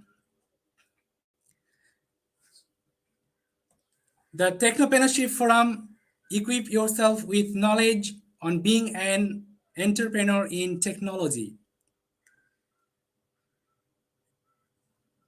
A technopreneur begins with their business with nothing but a brainstorming idea. Ladies and gentlemen, who is this technopreneur who begins business with nothing but idea? How to become a successful technopreneur? Definitely Dr. Yasmin Mustafa Kamil can help to find out these answers. Dr. Yasmin Mustafa Kamil received her Bachelor's of Science degree in Biomedical Science, University Kembangsan, Malaysia in 2012, and her PhD in Biomedical Engineering at University Putra, Malaysia in 2018. During her final year of PhD, she partnered up with her co-supervisor and colleague to form a startup company that specializes in providing fiber optic-based laser solutions. This company is called In Laser Dynamics Senderian Berhad. Today, she is the CEO of the company while continuing her postdoctoral studies at University Putra, Malaysia in optical fiber biosensor. At this time, Dr. Yasmin Mustafa Kamil will join us to run the Technopreneurship Forum, equip yourself with knowledge on being an entrepreneur in technology. Please welcome Dr. Yasmin Mustafa Kamil. Thank you very much, Nurul, for the kind introduction. Assalamualaikum, good morning and good evening, depending on where you are. Hey, everybody. Welcome Young Professionals Future Leaders Summit Technopreneurship Forum. In this session, buckle up as we uncover what's been labeled as the next big thing in startup ecosystem, and maybe an exciting path for our future leaders here to embark on, and that is technopreneurship. Responsible for hosting this morning's forum is me, myself, Yasmin Mustafa, and we will be kicking off the session with an interesting talk by a very exciting, special and young technopreneur, Miss Sime Akar. Now, Sime is an entrepreneur with... Hi, Sime. Welcome. Hello. So I'm going to read a short introduction. So Sime is an entrepreneur with reputable corporate industrial background and experience in energy industry. She specialized in photovoltaic manufacturing, battery storage for electric vehicles, and renewable energy technologies, and the clean energy market as well. Ms. Sime is currently the Chief Commercial Officer and co-founder of Inosis. Her past roles include Sales and Marketing Director of Eco Renewable Energy and Marketing, Business Development Director of Goodwe Turkey, Head of Overseas Marketing at Tilson. She has also been working in international commercial activities in China and Turkey, and has been employed by CSUN Eurasia, Schneider Electric, Arcelor, and also Lucida Solar. So before we get started, though, I would like to remind everyone that you can get your questions in the chat box. We will address them during the Q&A session at the end of the talk. So, all right, without further delay, let's welcome Ms. Sime Akar to deliver her talk. Over to you, Sime. Yasmin, thank you so much for this nice introduction. I'm really happy to be here today, and this is really a well-organized event. So, like, empowering the future leaders, we're actually volunteering, and we're entrepreneur, or we're just like investing in the future for our world. So that's actually one of the best way to empower the people and touch people's life around us. And congratulations for doing that for Malaysia section, Young Professionals. And I would like to share my screen and my presentation.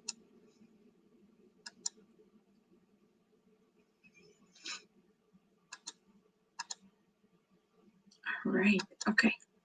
So please let me know if my screen is visible, if everything is fine. And it's really great to be here with these valuable speakers and with your moderation. That's such an honor. So we'll discuss today to equip yourself with knowledge of being an entrepreneur in technology. In my part, as you highlighted, I'm currently an entrepreneur in the energy storage industry. And in my background, I'm from Turkey, and I lived in China. I work for the photovoltaic industry. And then I just discovered the potential and find the right conditions with my entrepreneur spirit. In 2020, I became an entrepreneur as co-founder of Inosis. So I'm currently working on the energy storage industry. You can find more about my volunteer background, my contact details, to inspire each other, learn from each other from my website here at simeakar.com. Would like to highlight, when you get inspired to be an entrepreneur in a technology intensive environment, well, your environment really, inspires you as well before going to that direction. Well, you need to well equip yourself in this process, but still your network, how you gain knowledge, how you keep yourself really relevant to your environment. Technology investment environments helps, and we have very rich resources from IEEE, and IEEE volunteers have this opportunity to learn from each other, because first you need to specialize in the field you feel passionate for, and you need to learn and improve your skills and yourself, and you need to be very, very open to the opportunities for innovative ideas to just do better to go that direction, and environment and technology intensive environment matters. So technopreneurship is actually covering both entrepreneurs and entrepreneurs. Well, they're just like both playing in the leadership role. They have idea, they have the innovation, but when you decide to be entrepreneur, you actually do your own business, and you just make it happen with your own team, with your ideas. It's your business model, but you're taking less risk, but they're still following the innovation and the entrepreneurship. Well, we need to just sometimes differentiate the both ideas. Well, we're also learning, and we are getting inspired by being entrepreneur on the direction to be an entrepreneur as well. So entrepreneurship requires a very certain spirit, because just like you need to keep yourself, you need to improve the knowledge, but that spirit actually like keeps you on the direction to be entrepreneur and make just like all those innovative ideas happen, and make a difference in the technology that you're passionate for. And of course, for every entrepreneur has this iceberg illusion to your success. Behind your success, there always like these huge efforts, and different than what people see generally. And you have a long journey, a very beautiful journey to be an entrepreneur, and the success itself is not what people see. It's actually the whole journey who makes you who you are at the end of the story. So as I said, this is a whole journey that you need to stay very positive, and just like take advantage of all the challenges that you're facing with.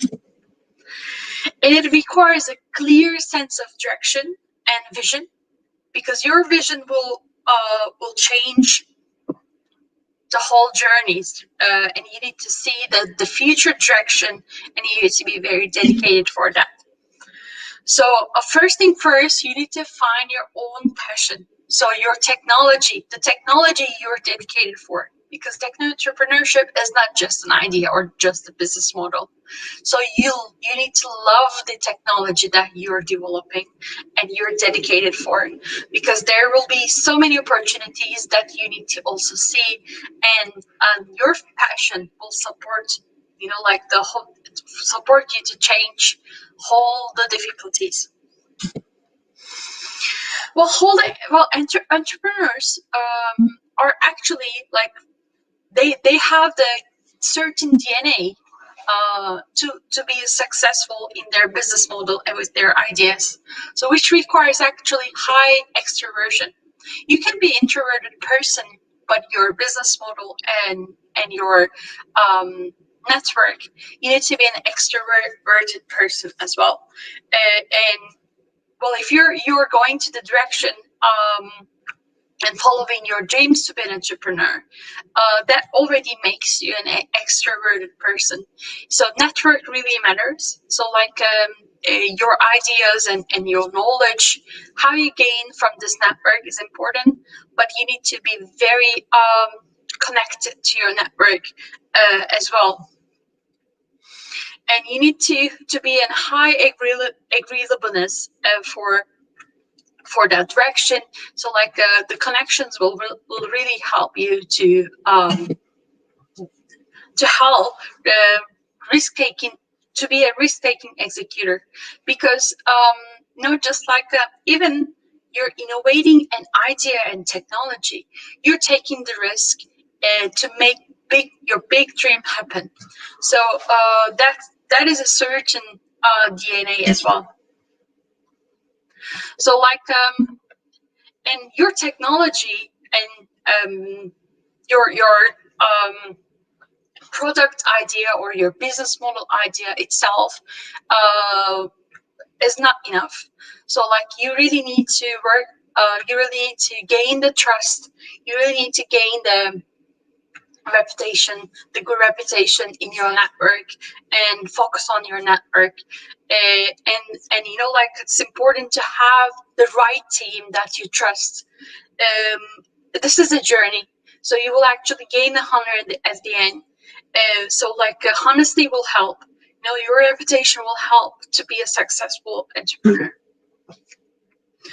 So like, entrepreneurship is a certain group of skills which requires a lot leadership skills and your vision, mission, and many other aspects. But overall, you need to be very self-disciplined in this journey. So it's important to have the target together with the vision and the strategy, because in this journey you need to reach out your target, and that will motivate you to be successful. And so like, your innovative idea, your techno innovation is a way to go to techno entrepreneurship. So innovation, as I highlighted earlier, you could be like entrepreneur, but if you want to make this business model happen, so like, entrepreneurship is another certain journey. So like, and innovation will make the difference. And innovators are not made, are made actually. They're just not born.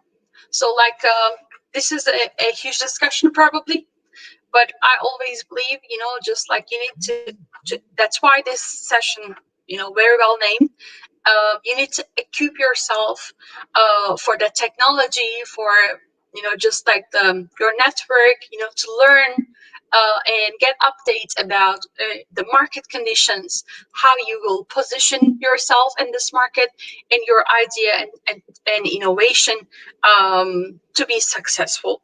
So like, it's important to focus on your own skills and have a team that you trust, and also invest in your team skills and the potential, and then, you know, just like, you will make it together. So just like a public example, you know, like, there are so many successful techno entrepreneurship models, but in every model, so you need to really focus on how you will have these business models in your innovative ideas, because, you know, technology, well, it's a challenge for techno entrepreneurs. We sometimes, you know, just focus on our technology passion and idea, and then we just like don't pay enough attention for the business model and business strategy itself, which will help us to go the right direction. So even though we have the DNA and spirit and equip ourselves in the right direction, but it's a little bit different than the other types of entrepreneurships. If you're really dedicated for the technology, that we need to really care about the business plan to go to the right direction. So this is just a good sample how Google used the business model. Today they're a giant. And I would like to also highlight, you know, today sustainable development is really important.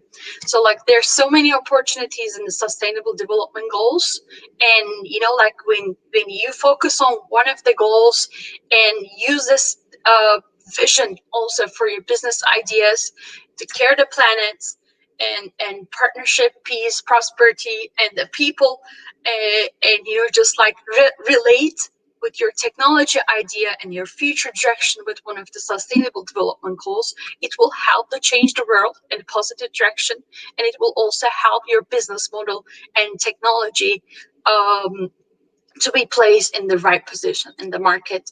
And you will help environment, you will help the world, you will help the people, and you will be successful in your business model. So like, you may have so many technology and innovation ideas, but it's important to highlight and engage in the sustainable development vision. So this is also a certain vision which I believe every entrepreneur needs. So find the true passion in your life and has enlived you, because passion matters. So like this is a journey. Entrepreneurship is a journey.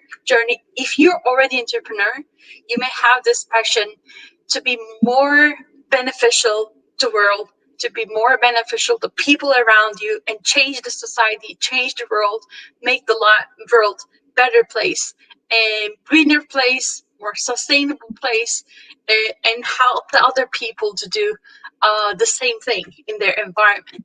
So it's important to have this passion, whatever you're doing.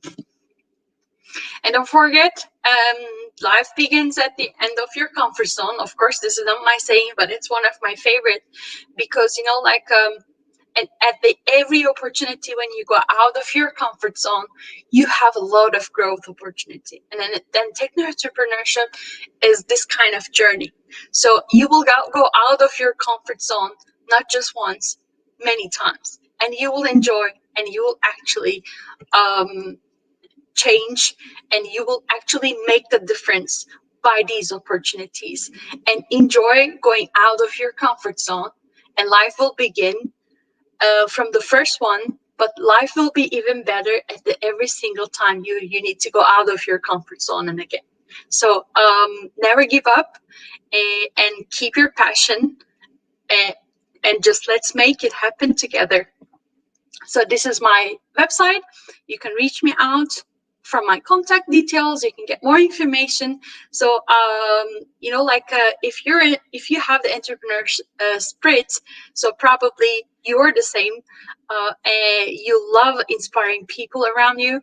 I would love to stay in touch, and I'm very excited to be part of and hear the upcoming questions, and also, you know, just like hearing the panel discussion with the valuable speakers. Thank you very much. I'll keep it short here so we can have opportunity to discuss with the questions. All right, thank you very much, Sime. Wait, I think I'm echoing.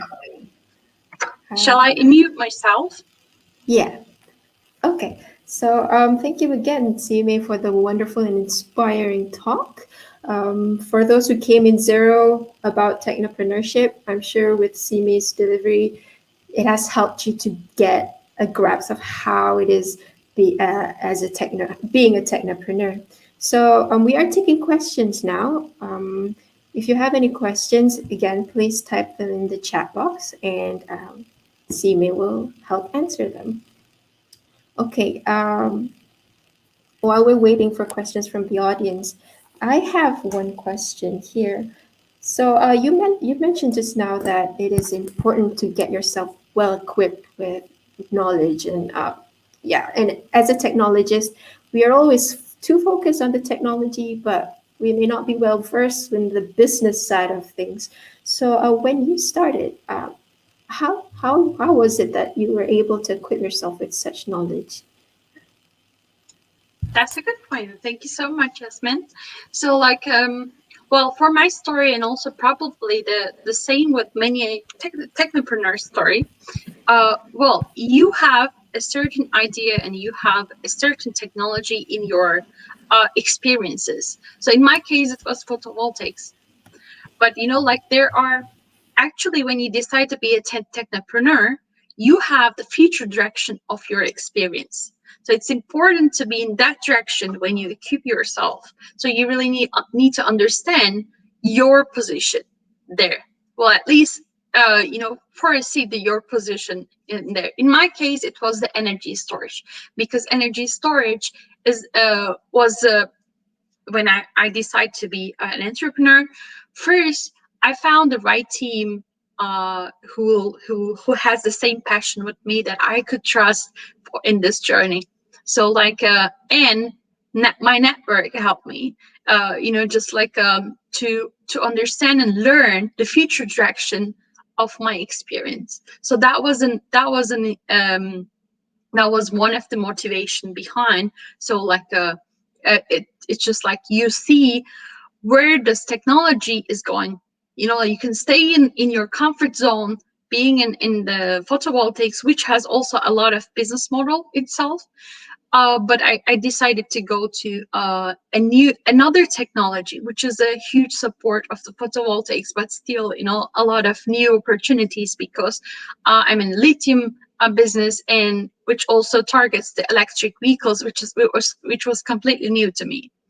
But I still see the potential there for the idea, just like and for this is same as like my advice is actually seeing this opportunity for the future direction, or which new innovations or solutions might help you to be successful as an entrepreneur.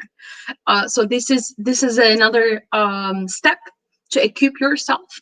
So learn, network helps, because when you have a specialty, and when you have already experienced in a certain technology, you're sometimes too focused on it. And even when you go to discussions, when you go networking opportunities, that you're just like you always defense your technology, or just like you always say this is the best one. But when you start hearing everyone, when you start reading every possible channel, that you keep learning about the opportunities. So you need to keep following also the business opportunities and the news. To have a new understanding for these opportunities. So that is a challenge for every technopreneur, because we're so much dedicated.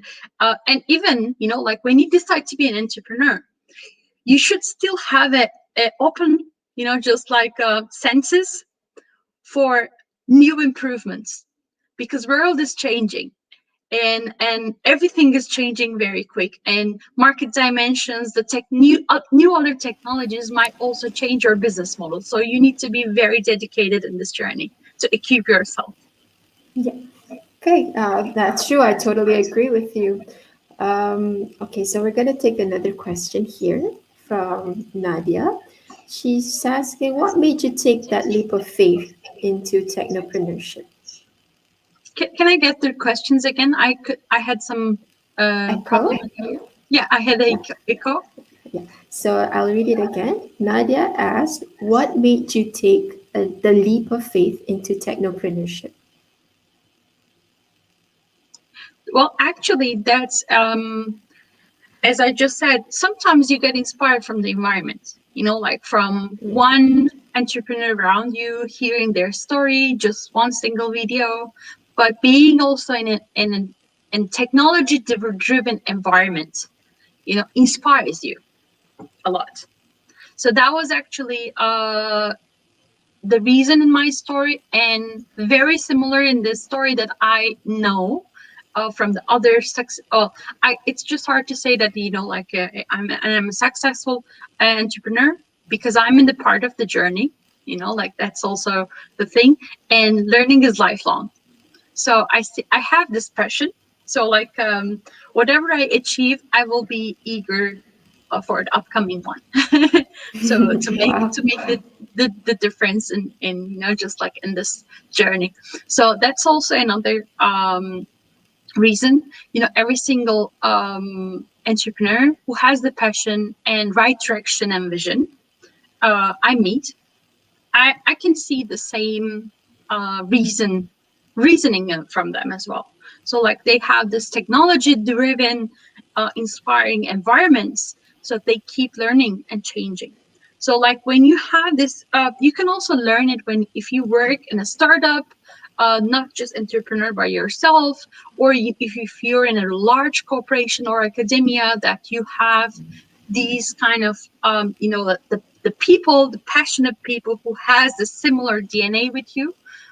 Entrepreneurship is not on single journey. You're not solo in this journey. I love solo trips in my life. Sometimes you need to do these business trips, but I really love the social environments wherever I go. So entrepreneurship is a very social journey.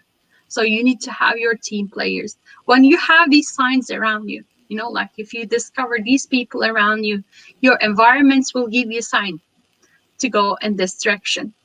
And by then you need to be ready and open for new ideas and change.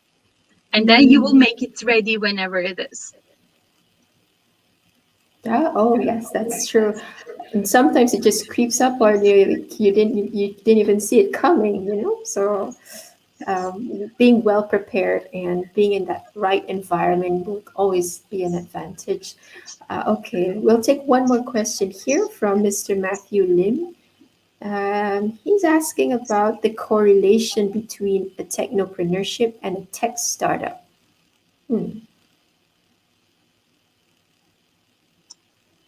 Well, a tech startup, I'll try to take this question on the right direction. So you can be in tech startup as employee or team, you know, just like a team member. That's an opportunity to learn about technopreneurship because you have actually your very inspiring leaders who are in the same direction. So, and you can be tech startup as a technopreneur by yourself with your team. So, and of course, they're just like I just said earlier, this is not a solo journey. Even you are just like founder of your company, not co-founder, founder. Your team is part of this model. So like you really need your team to be very inspiring and passionate for the direction as well, because being an employee in a startup environment also requires a similar DNA. And even it's not about your payment, you're making your dreams happen. It's all about the spirit. So if you're in a techno startup as a not founder, co-founder, you're so lucky to learn and equip yourself by just like observing, learning in this environment. So that was actually the one I was referring, very inspiring techno-driven environment. So and technopreneurship is the journey itself. I can actually define describe in that way. Great answer. All right, so we have another question here by Mr. Mohammad Zulkarnain. He is asking how is it to become a successful entrepreneur or a technopreneur? And as a student, how can he improve himself to achieve his goals and targets? And what should be his contribution? Sure. So in my case, actually, first I gained the experience in the industry, then I became an entrepreneur. But you know, like entrepreneurship can happen anytime. So it's all about you know, just the opportunities.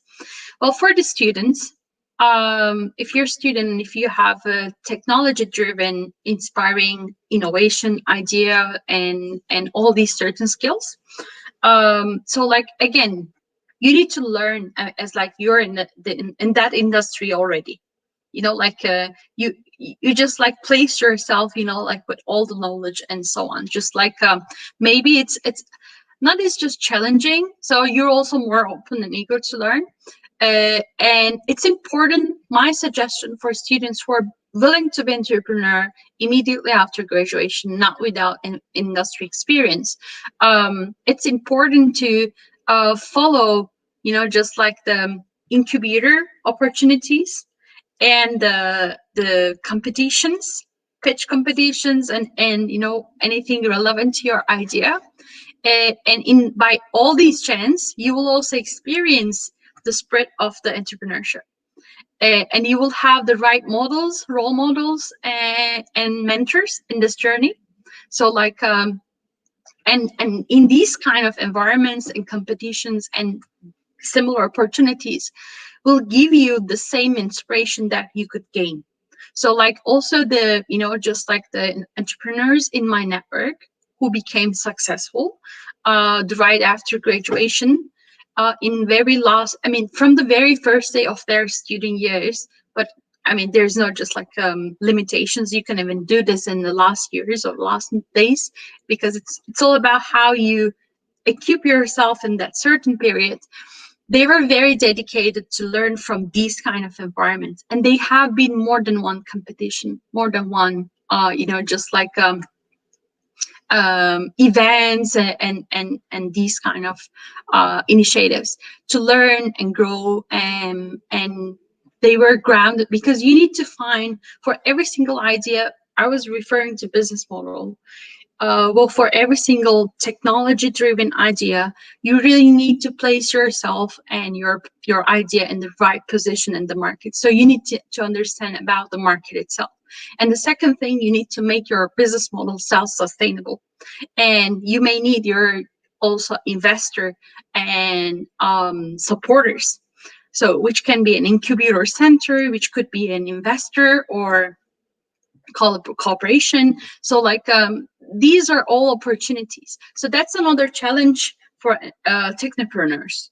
Sometimes, as we said, sometimes we're so focused on the innovation and idea, but we need to also see, just like the business model. And if you have an investor, you need to make your model self-sustainable to get more support. And if you're if you get support from an incubator center, so you need to make your business model also financially independent in short period of time. So it's also, these are also important things that we need to consider as a student. So like having a mentor and role model and resources will help you to place yourself and equip yourself in the right place.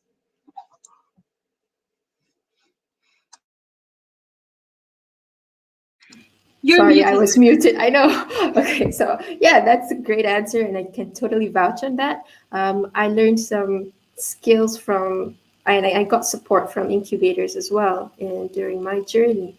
And as you progress while you're learning with these supports, you become better, right? Like in terms of how you pitch and your comprehension and the business model, what kind of model that you should go with. And if your technology is suitable or not to what kind of target market, and yeah, these kind of stuff. So this knowledge, I have to agree with Sime, you will be getting loads of that with great support and incubators. Look for these portals or these platforms. They will definitely help you. All right, so I think that will be the end of our first session for now. Once again, thank you very much, Sime, for the great, insightful talk and share. That was a pleasure, and thank you very much, Yasmin. All right, so but stay tuned, everyone, because this space is about to get merrier as we welcome 3 more technopreneurship experts to join us for the discussion. So let's start with the forum discussion. First up is Professor Janet Lim Hong Yin from the Department of Chemistry, Faculty of Science, University Putra, Malaysia, who is also the co-founder of Go Advanced Solutions in Sdn Bhd. So Professor Janet's passion towards graphene is like no other. Her deep interest in graphene started more than a decade ago after she had successfully produced graphene oxide using simplified Hummer's method. She knew that at that point there's no turning back, and she began to start up her company known as Go Advanced Solutions Sdn Bhd as a vehicle to graphene oxide and graphene derivatives to interested researchers and industries. So let's welcome Professor Janet. Hi, Janet, how are you? Hi, Yasmin. Thank you for your kind introduction. I'm fine. That's great. Hi, Sime. Hello, everybody. Thank you for having me here today. All right. So I'm just going to kick off the first question to you. Just what is it about graphene that made you fall in love with it, and how did Go Advanced Solutions came about? Okay, thank you very much for the question. It dated back to maybe about a decade ago when I first completed my PhD, just about to embark on a new journey. And I've always been interested in nanomaterials, and one of the materials that caught my attention was graphene. It was described as the smallest surface active agent, having very distinctive features of a surface active agent. So upon looking up on features and also characteristics of graphene, begin to realize that indeed it has got a lot of applications, direct applications, but then again realize that in order to get graphene, there's a lot of techniques to be learned. So I begin to look into different techniques, different methods of synthesizing graphene in the laboratory. And initially, the amount of graphene that was produced in the laboratory was extremely limited. So it almost amounted to not able to use them in real applications. So I actually was working on graphene very closely with my husband. And then I began to discover the method. I won't say this discovery is more of like reading up, and then we realized that we are able to do some modifications in order to improve the quantity of graphene and be able to scale up appropriately still at that stage of time for the purpose of research. And then the modification actually yielded good quantity, very comfortable, and we begin to publish a lot of papers starting from the first ever paper was in year 2011. So that took us about 2 years, couple of years upon working on graphene. And then thereafter, we begin to incorporate graphene into various applications and realize that it is able to enhance some properties. So graphene in general is a two-dimensional material. It is a sp2 hybrid carbon that is arranged in honeycomb structure. And because of this structure, it is able to give rise to very interesting physical, chemical properties. And we make use of these properties to enhance certain applications. So in this case, we have looked into using graphene for energy storage. And we look into using graphene for photovoltaic application as well. And then sensor is something that we really truly enjoy. And other things like increasing the mechanical strength of polymeric materials. So from there, in 2016, we realized that there are a lot of researchers that begin to show some interest in graphene. At that point of time, actually, graphene are beginning to attract attention of researchers. It's just that probably is quite premature yet in Malaysia. So there are a few talks and also seminars is related to graphene, and we actually would like to take the opportunity to introduce graphene to the inquisitive mind of the researchers who have shown interest in using graphene in their R&D. And because of that, in 2011, we incorporated into nearly end of 2016, we incorporated Go Advanced Solutions in Remberhard, firstly to sell graphene oxide. And then there are inquiries about derivatives of graphene oxide, and we begin to look into that as well, and to cater to some of the, I would say that usually our consumers comprise of researchers, so they do have a lot of questions, and we will try to respond to their questions as to the best that we can. So that's how Go Advanced Solutions was born. And up till now, in 2011, we have a new product that is called Graphene Talk. And this new product is actually a engine oil additive. And this additive, of course, comprise graphene. And if it is possible, Yasmin, I would like to display the single slide. It's just a single slide. Yeah, sure. Okay.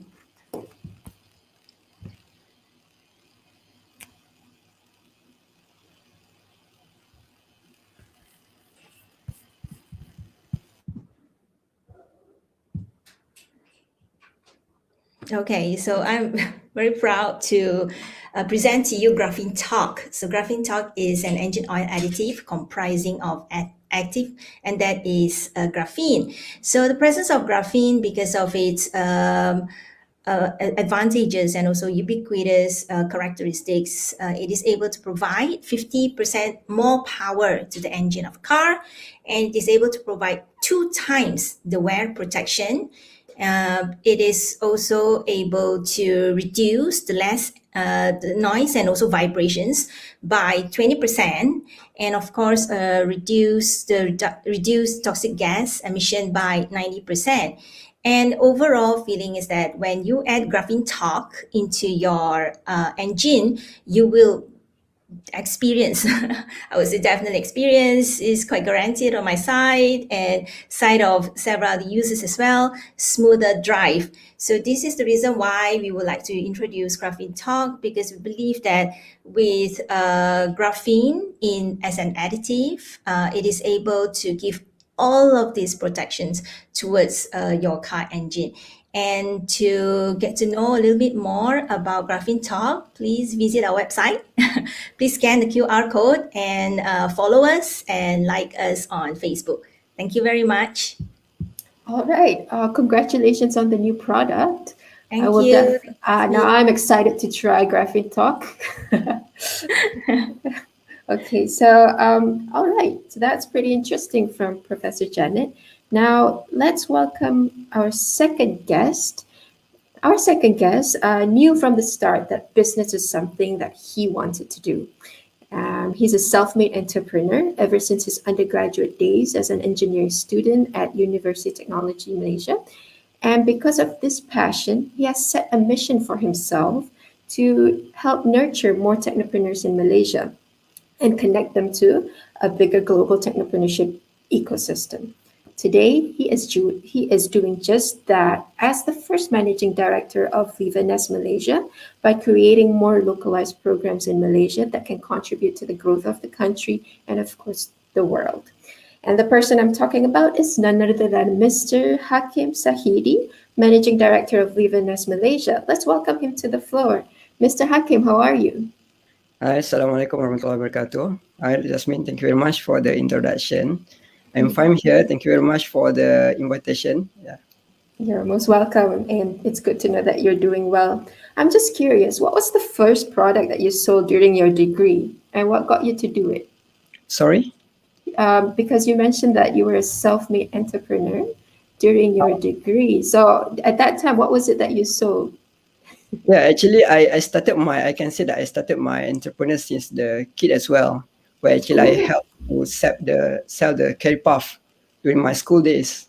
And then it's grow up until, I think during my diplomas, I started to sell what called the gold online. Yeah, just to support in terms of the expenses and so on. That's the beginning how I involved in this entrepreneurship. Yeah. Interesting. And wait, did you mention that you sold gold? Yeah, the gold bars and so on. Until now, yeah, it's kind of hobby there to explore in terms of new business. Interesting. So those of you who are interested in buying gold, Mr. Hakim is the person for you to look for.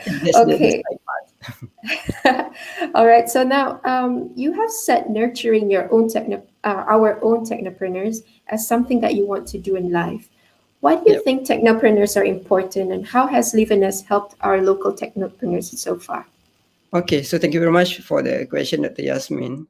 So to answer that question, maybe allow me to start with a bit introduction about myself and also what we have been doing as Livenes. So let me share a bit presentation about our company. All right. Okay.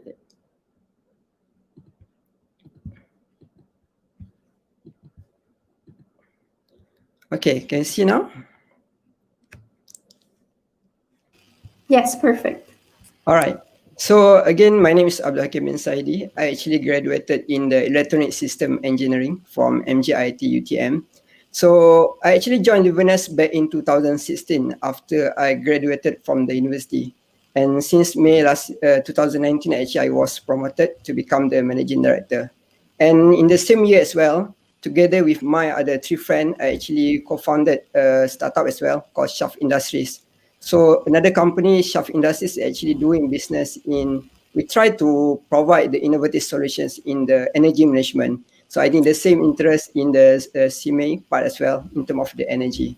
So back when I was a student, I think there's a lot of my friends as well that coming from the engineering and science background who have the business mindset, okay? But we have the limited, I can say, knowledge and also the chance how we can actually create business in our own field, right? So that's why when I joined Livernes back in 2016, I create my own mission to actually nurture more entrepreneurs and also support the implementation of meaningful technologies to the society. So that's what I'm doing right now at Livernes. So Livernes basically is a group of professionals. We are coming from different kind of background, but we have the common vision of advancing science and technology for global happiness. So these some of the members in our group of companies.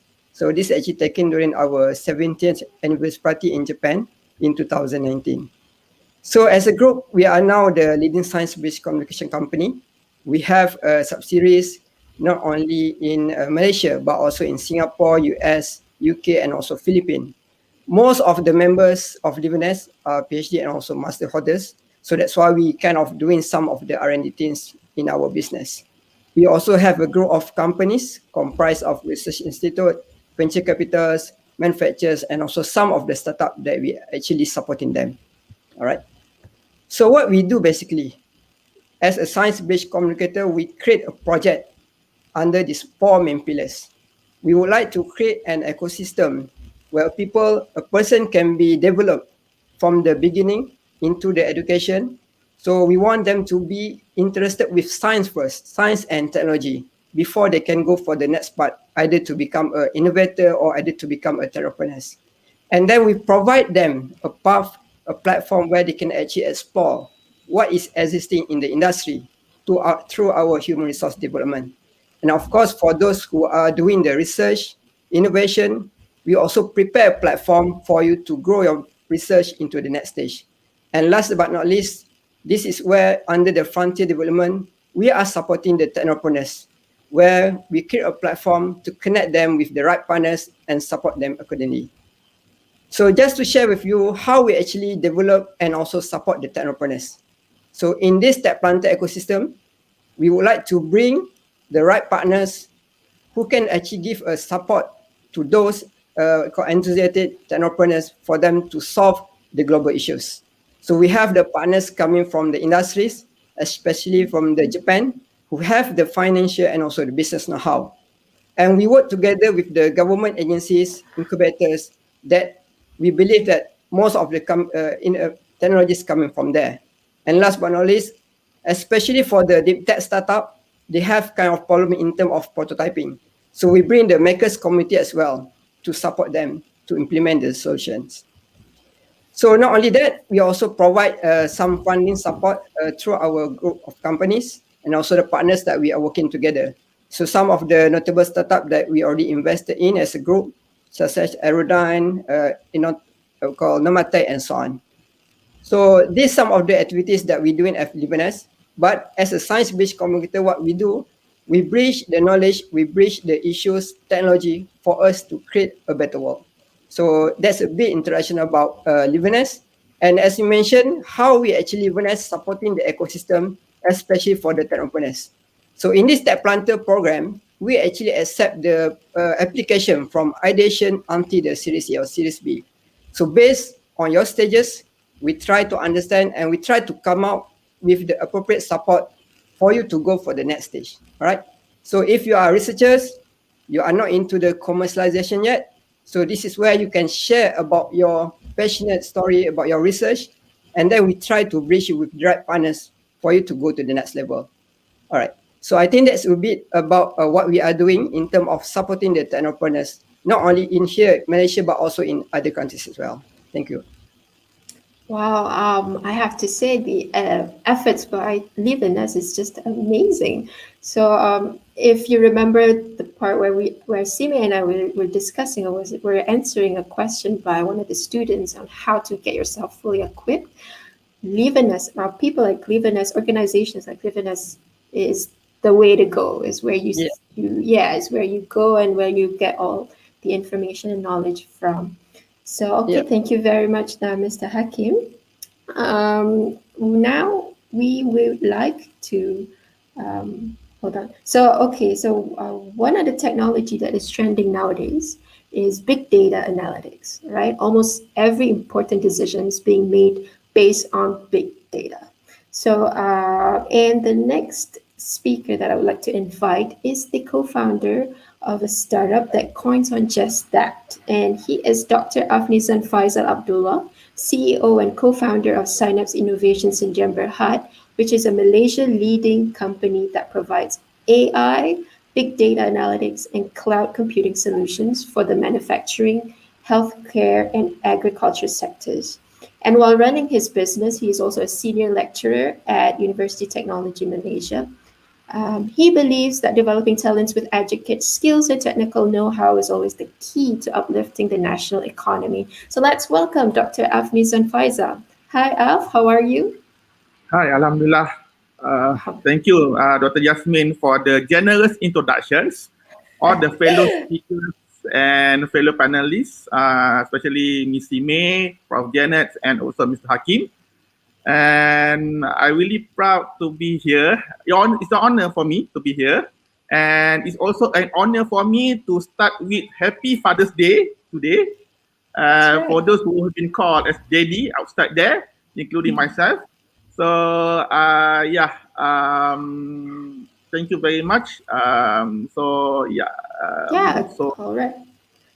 Good to know that you're well, and happy Father's Day to you too. So now, to some, being a lecturer is quite a handful. But that's just something about technopreneurship that must have enticed you to pursue it as well. What is it about being a technopreneur that excites you, keeps you going at it? And can you share us a little bit about the birth of Synapse Innovations in Berhad and what it's all about? Yeah, sure, why not? So, being a technopreneur or being an entrepreneur in general, usually inspired by the success of others, especially those who already being figures around the world. So, but the journey for everyone is different. In fact, those who have been successful facing a lot of difficulty in their early age. So being a technopreneur or being an entrepreneur, one thing that we need to have is we have to be very clear goal what we are going to get at the end of the day, and also we need to have a resilience where we need to be able to stand at our feet as soon as we fall. So being a resilient is very important to as an entrepreneur. And for me, this is being an entrepreneur is very wonderful journey. Besides being a senior lecturer back in the universities, because both careers is about engaging with the peoples. And to add on the what Synapse Innovations doing right now is let me start where we begin. It all started in 2019 with the idea of bringing AI research and innovations to improve the business productivity. And today, we are proud to mention here that we have established our foundations in delivering efficiency across many industry sectors, including manufacturing, agriculture, and healthcare, by the innovative breakthrough of the cloud-based AI services. In other words, we put our AI and machine learning into the cloud services, and so that we're able to serve to our clients. And we have quite a number of clients since our incorporations in 2019 until now, and most of our clients is from the manufacturing industries. So what's the problems on this manufacturing industry that we are solving here is we able to reduce their downtime. So I believe that Ms. Simes, Prof. Janet are working on these productions of their products in the factories. I believe that there's something that you figure out on this the problems of the downtimes. So usually the productions and in the factories have a certain downtime, and most of our clients not able to predict when the machine is going to fail before it fails. And this is where we come. Our platforms able to predict the failures before it happens and suggest the maintenance before the failure happens. So Alhamdulillah, currently we able to reduce around 30 to 40% of yearly operational costs to our clients. Thank you. Wow, that's amazing. And I would like to add on to what Alf said. Entrepreneurship is all about solving daily problems, right? Yeah. And I think, I think that is the main key into, what drives you in that sort of business. So if you look at the speakers and when they introduce their startups, you will always see that the first thing they address is what's the solution that they're providing, what's the problem that they're solving. So that's something that you would need to take point about. And I also have to agree with Alf that having a clear sense of why you're doing what you're doing is the true compass of a successful career. And even if it means having multiple roles to achieve it, like a lecturer and a CEO at the same time. It is also the savior that helps you brace through in the trying times of the journey, which brings me to the next topic of the discussion, challenges, right? And I'll start with our beloved Miss Sime first. I hope you've managed to catch a breath for a bit there, Miss Sime. Now, looking at your journey thus far, right, with your achievements, it takes someone with sheer determination to achieve all that and to still go strong in all the challenges that you've been through. So with Innosis, what was the big challenge for you and how did you overcome it?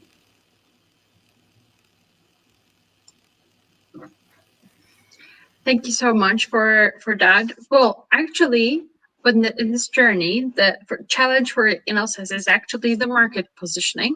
Well, because just like we had that, we place ourselves in a growing energy storage market where technology also varies, but that is geographically diverse, and we just started to be just like an overseas brand from the very beginning, which grows from Shanghai, and we had a team from all around the world from early 2020. So and team members just like across the world. So we had the multicultural operation from the very beginning, and we had the more than one segments for the energy store, for battery storage, for electric vehicles, for the ESS and so on. So then, and every single segment has a different market positioning as well. So this is important for every technopreneurs, just like to identify the opportunities and your market segmentation as well, not just for the ideas, because for our direction, so there are diverse clients and channels for every market segment. So and you have always limited resources. So that is important to have that sense of future direction on your business strategy. So what we have done from the early stages, so before taking action, we focused on the business strategy and direction for 3 years term, which is actually crucial for every technopreneur to have that focus. So we have market analysis, lots of discussions with all team members and so on to place ourselves before taking action. Just because at the early stage of your technopreneur journey, you have limited time for those resources as well. So and the first couple of months, we just focus on the seeding process. And in this chance, we took opportunity to analyze the market positioning and help us, because those and for technopreneurs, if you have a specific idea in a growing segment, so you're not the only one. So competition is also just crucial. So how you place yourself and take the opportunities. So that requires a certain passion and patience as well.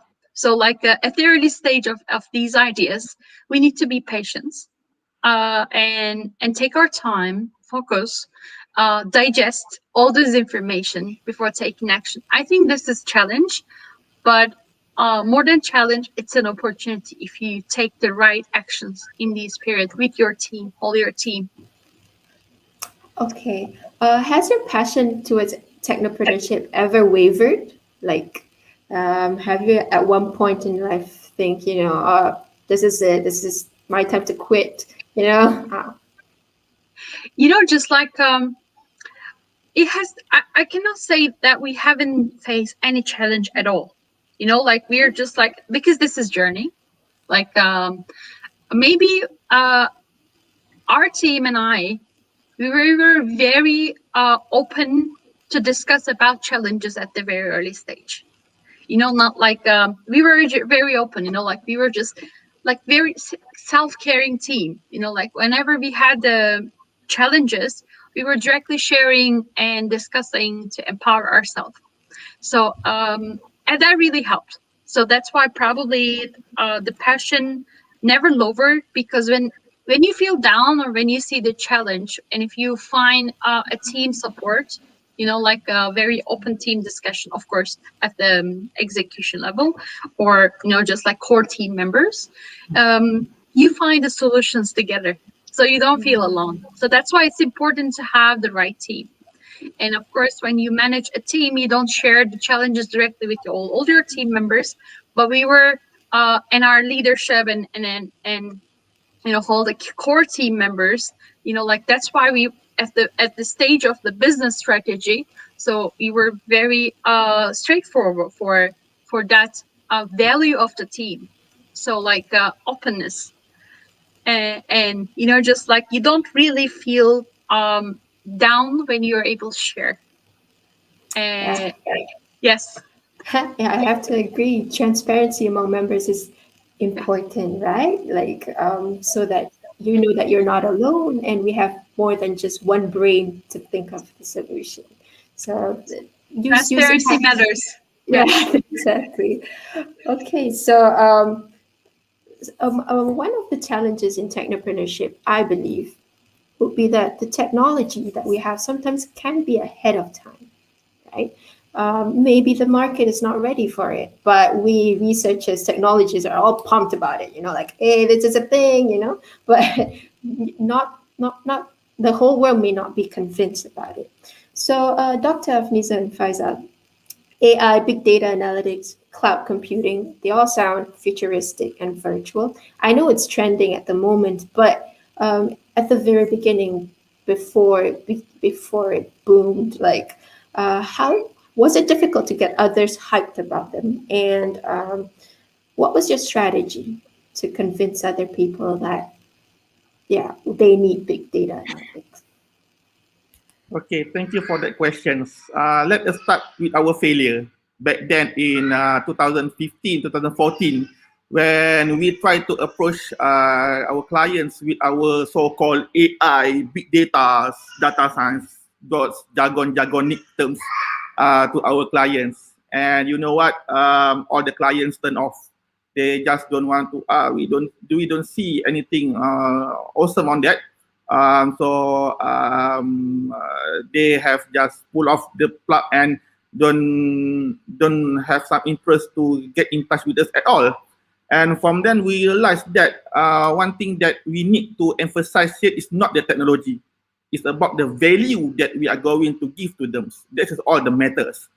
So then we try to change our strategies. When we come to see our clients, we never talk about this technology that we always proud of. We always love to talk about. It doesn't matter for them.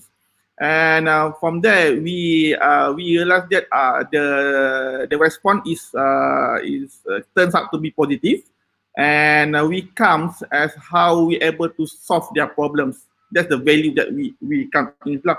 So that is a strategy that we do, where we change our strategy in the technology orientations into this solution orientations.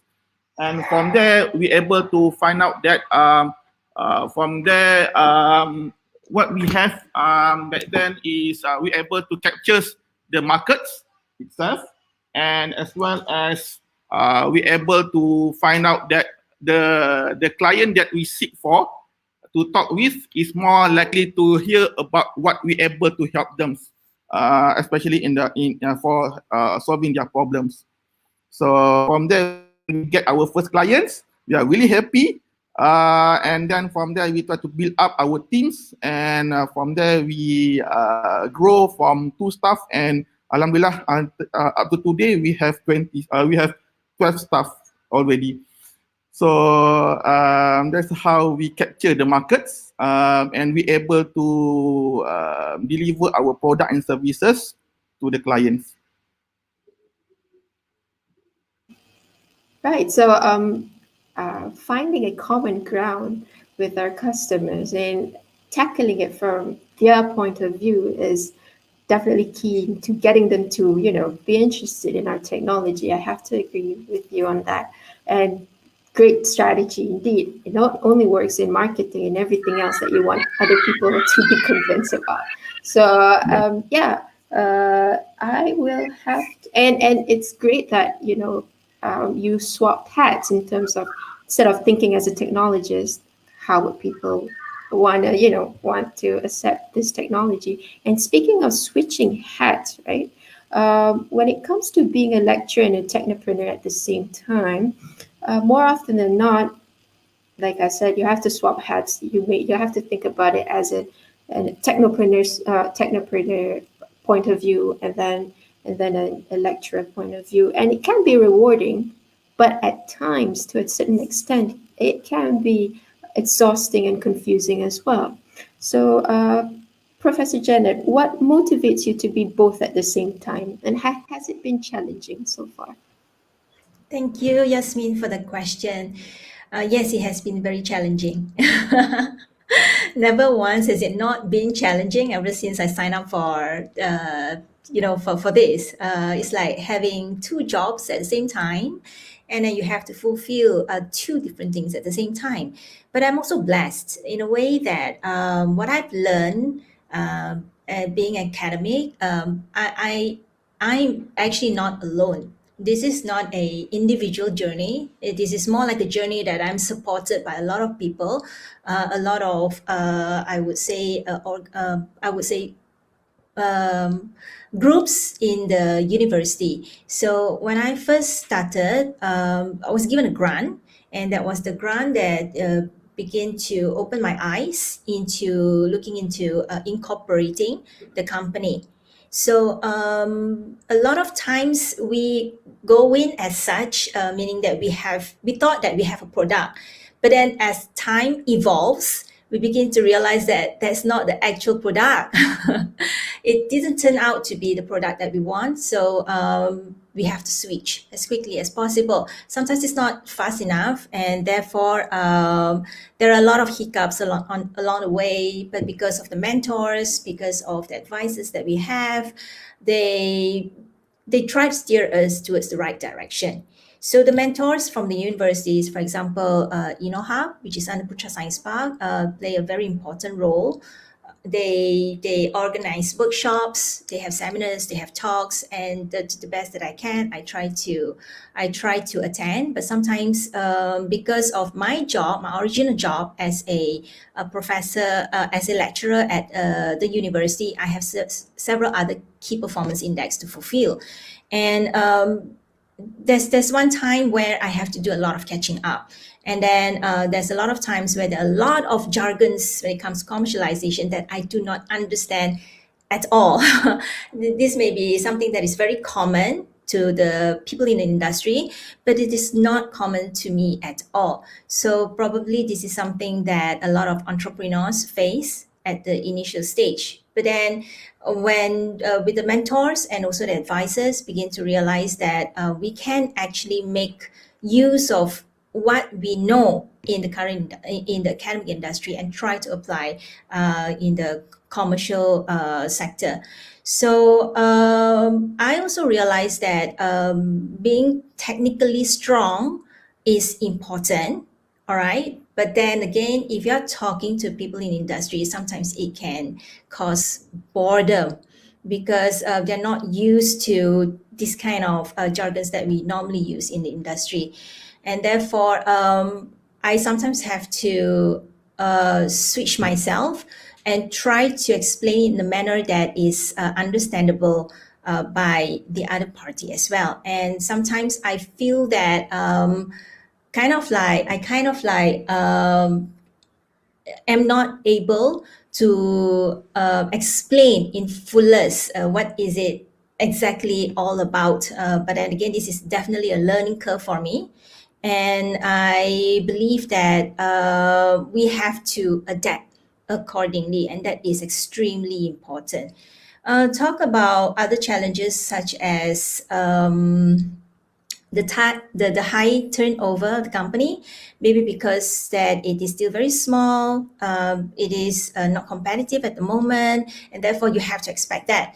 But then again, there are also several people who's around you, even though they are not fully invested in the company, but they're always there to provide advice in terms of marketing, in terms of technical. Technical is very broad. What I know technically for one sector is quite different from another field. So I would say that you have to equip yourself with knowing these kind of people as well. And then when it comes to doing accounting, that is something that is completely out of my comfort zone. To the point that it can be so frustrating, and just no way but to, I think at this point, if you're finding that you're facing a lot of difficulties when it comes to this, you have to engage someone from outside the company or whatsoever, so that you can get proper advice on this. Yeah. Yes, that's right. I have to agree. Some of the things, some of our weaknesses, it's great to identify them at the very beginning, and we are never alone in this journey, right? So that is why we should, find perfect team members to fill in and to benefit us from the weaknesses that we have. I have to agree with you on that, Professor Janet. Now, Mr. Hakim, all these challenges that have been mentioned or that have been shared by our panelists, are they similar to the ones that you've been hearing so far from the technopreneurs? I'm sure you've met so many technopreneurs during your journey and have facilitated them in their journey. So, yeah, are these the common challenges that the technopreneurs face? All right, thank you very much for the question, Yasmin. And also thank you for other panelists as well for sharing your experience. I think it's very useful as well for all of us to learn. So yeah, when I am at UNS, actually I experience of communicating, engaging with technopreneurs or startups, not only in Malaysia, but also in other countries. So what I can say, there are several common problems or challenges that they are facing. All right, especially for those technopreneurs who's coming from the technical background, from the university, we are researchers. Sometimes we don't know how we can communicate about our technology, right? And we always think our technology is the best. But from their side, they only think about how this technology can bring value to them, all right? So one of the main issues is regarding the communication itself, where as a technical person, when you turn into the technopreneurs, you must be able to communicate effectively about your solutions to the industry.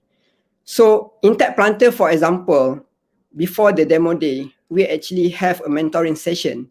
So this is where actually we are supporting the technopreneurs, the presenters, for them to craft their presentation. So they be able to communicate about the issues that they want to solve, what are the uniqueness of their technologies, and how the technologies can benefit to the society. So throughout this mentoring session, we try to help the technopreneurs for them to highlight the important points for them to attract the right partners. All right.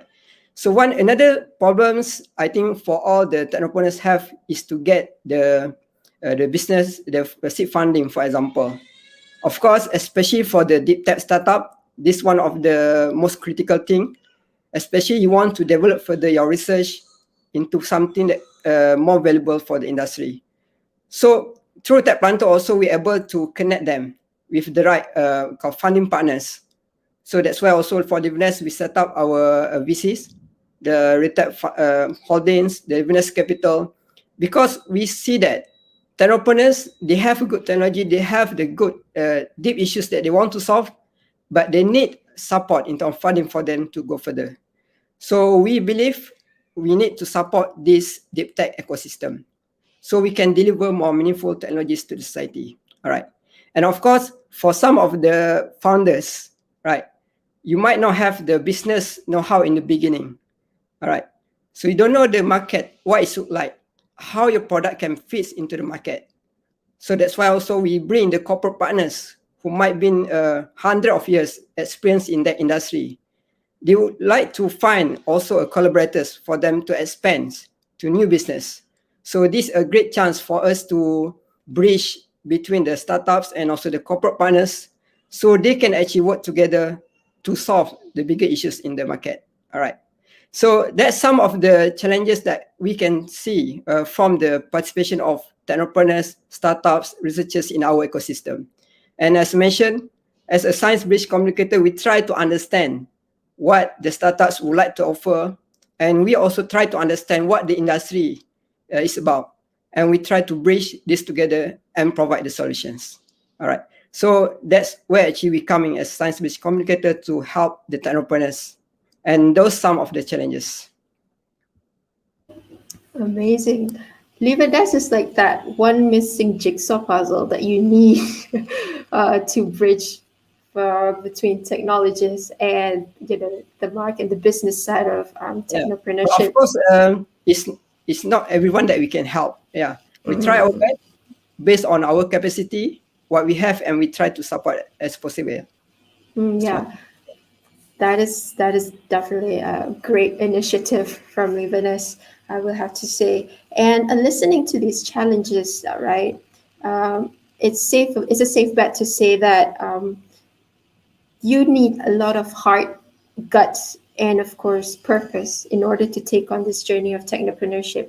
But is love for technopreneurship enough to become a successful technopreneur? Which brings us to the final topic of the day, which is technopreneurship for everybody? And what are the skills and traits that you need in order to become a successful technopreneur? So I will direct the first question to Ms. CMA. What do you think are the core traits to become a successful technopreneur? Like name 3 and why.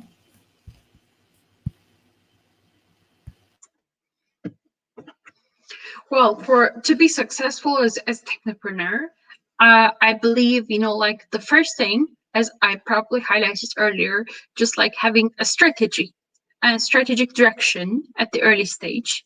And at least in this stage, identify your milestones.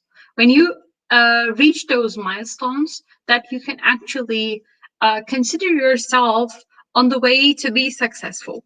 Because, like every single achievements, requires a lot of passion behind, and the journey itself is a success.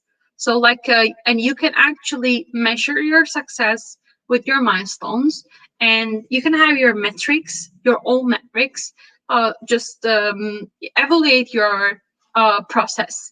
So that is my description. Because itself is like we need to differentiate those milestones sometimes from the journey itself, because it's hard to say with all these failures and challenges, and good days and bad days. That's a whole beautiful journey. So it's itself is just like when you reach these milestones, that will always take you to higher and higher, up and up, and the journey itself will be successful. And of course, and every startup, techno entrepreneurship is just targeting to be a just like larger scale company. For there are 2 ways to be successful for startups. So like either you exit successfully, or you just like become a giant. So either way is a way of success. So this is there's just like always a successful exit strategy is one of the key for every successful startup models. All right. So yes, having a clear strategy is the way, because that I think that is the key into noticing when is it for us to pivot, right? And measuring ourselves where we are, and being totally truthful to ourselves somewhere. Because if we do not have a strategy, then we would know where our direction and where we're heading. So, okay, having a clear strategy is one of the attributes to have and becoming a successful technopreneur. Thank you for that tip.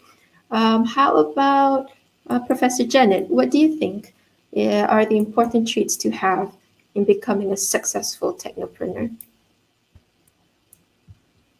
I would say that to become a successful technopreneur, it's rather important that you have good set of technical skills, that you understand your subject matter as much as you possibly can, and try to keep yourself updated on the subject matter. And then another important point that you should look into is that you have the ability to articulate. For example, articulating a pitch. This is something that can be learned. It's not that you must have this before you embark on this journey. It is definitely a learning process. There are a lot of methods, approaches, strategies that you can learn in order to present yourself better. And otherwise, once you are given the opportunity, I think practicing on your presentation skills and also pitching is also extremely important. So these are things that you may want to look into if you are thinking of embarking on this journey. All right, thanks, Professor Janet. These pitching skills and bringing an idea forward, I would say that it takes a lot of leadership qualities as well for a technopreneur to become that forwarding. So, Dr. Afriza Faisal, let's say you're taking up members, right, for your team. What are the qualities that you look for in potential members, and how does leadership play a role in deciding, if the member or the candidate, if the potential candidate is the one for you? Okay, thank you for the questions. First of all, every time when we hire a new staff to become our member, or looking for our partners to become our so-called like project members whatsoever, the first thing that I would like to emphasize is we always need to embrace our failure. We need to prepare for failures. And from there, we need to see and anticipate the failures, and as well as be proud of the failures that we are going to get in the futures. That's why in every talk that I participate, I quite talking about the failure more than the success, because from the failure we learn more. And secondly, on the part of communications, they need to become a very good team member. If you have any troubles, if you have any problems, talk with us, talk with the team members as soon as possible. Don't let this problem become a cancer, and we're not able to cure it, and until that point. It's not a very good way. And then you need to to do that, the most important is the part of the leaderships, if I may share here. First of all, as a leader, we need to become a very good listener. Instead of talking, we need to have a very good ear to hear all the problems that our subordinate, our staff, or our partners having the problems. So this is one. And then we need to create the environment, the happiness. So the happiness environment is very important. So So that's why back in our company, we create that environment and more engaging to all our team members. And from there, we create an openness among them to talk more about what they are having or what the challenge that they're having, so that all of us can help out on that. So I guess that's the thing that I can share from our experience. I love how you consider happiness as like one of the main keys that one of the things that you prioritize, yes, in your company. And that's great because you do your job, and that takes up like almost the majority part of your life. And if it's not making you happy, and if it doesn't ensure happiness, then that's not the right job for you. Yeah, exactly. So Yeah. you guys, if you're sending resumes to Dr. Afniz and Faisal, these are the tips that you better be taking down notes on. So let's go to Mr. Hakim. As the managing director of Live NS, and you mentioned just now that you have grants or funding, or rather support, right? Which you are, I'm sure Live NS is selective in terms of who they're going to support, because you won't have the capacity to be helping everyone. So when you're listening to these technopreneurs pitching their ideas, how do you assess them, and what are the key traits that you look for? Okay, so thank you very much for the question again, Yasmin. All right, so yeah, it's very hard actually for us to do the selection in terms of which thing that we can support and cannot. All right, so usually for the tech planter, we have several criteria that we look into the company or the project that they are proposing. All right, the first one, of course, is related to the novelty. What are the uniqueness of your product, your technology that you want to deliver to the industry? So novelty is not something that's really new to the world, but maybe it's new to your region or new to your country. All right. So you can actually, if you found that technology outside, you can actually localize that technology to be used in your case in the country. The second one is we look into the issues that they want to solve, whether this issue that can be solved using their technology, whether it's deep enough, and how big will be the impact of the solutions towards solving the issues. All right. The third one, of course, we look into the practicability, whether this technology is practical enough to be implemented to solve that problem. And last but not least, the most important things that we've been saying by all the panelists as well is related to the patient. We would like to understand what are the story behind that, the development of the technology. Why do you want to really commercialize this technology and implement into the society? From that story, we're able to understand whether these technologies or the team actually can go far or not. Because sometimes if you don't have the passion that drive you towards the project, sometimes you will actually stop in the middle when you face those kind of challenges. Like you're being rejected by investors, by partners, but you have a strong passion, and especially if it's related to the personal story, for example, you will try to ensure that the project will be successful, even though there's a lot of challenges that come into you. So I think that's the four main criteria that we look into the startup when we want to support them. And of course, with our limited capabilities, we also need to understand from our partners' point of view, like what are their interests and also what is their need as well. So we can bridge these two parties together for us to deliver to the world. So that's some of the criteria that we look into when we actually select the teams or startup that we want to support. All right, thank you very much for sharing with us basically the cheat code in getting the grant from Live NS. So I think we're about to reach the end of the session. For the audience, if you have any questions to ask, by all means, please write them in the chat box. We have a few minutes to spare, and I will address them to the speakers for them to answer. And if not, before we wrap up, I would like to go for a round table. What would be your advice to those who are interested in becoming a technopreneur?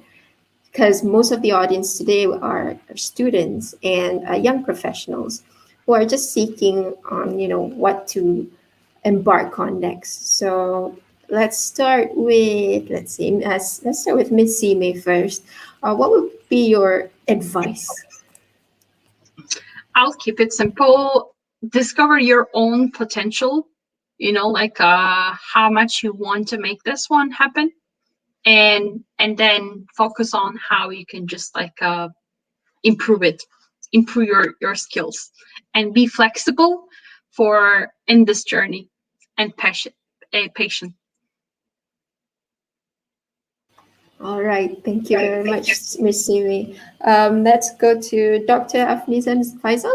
What about you? What's your last advice?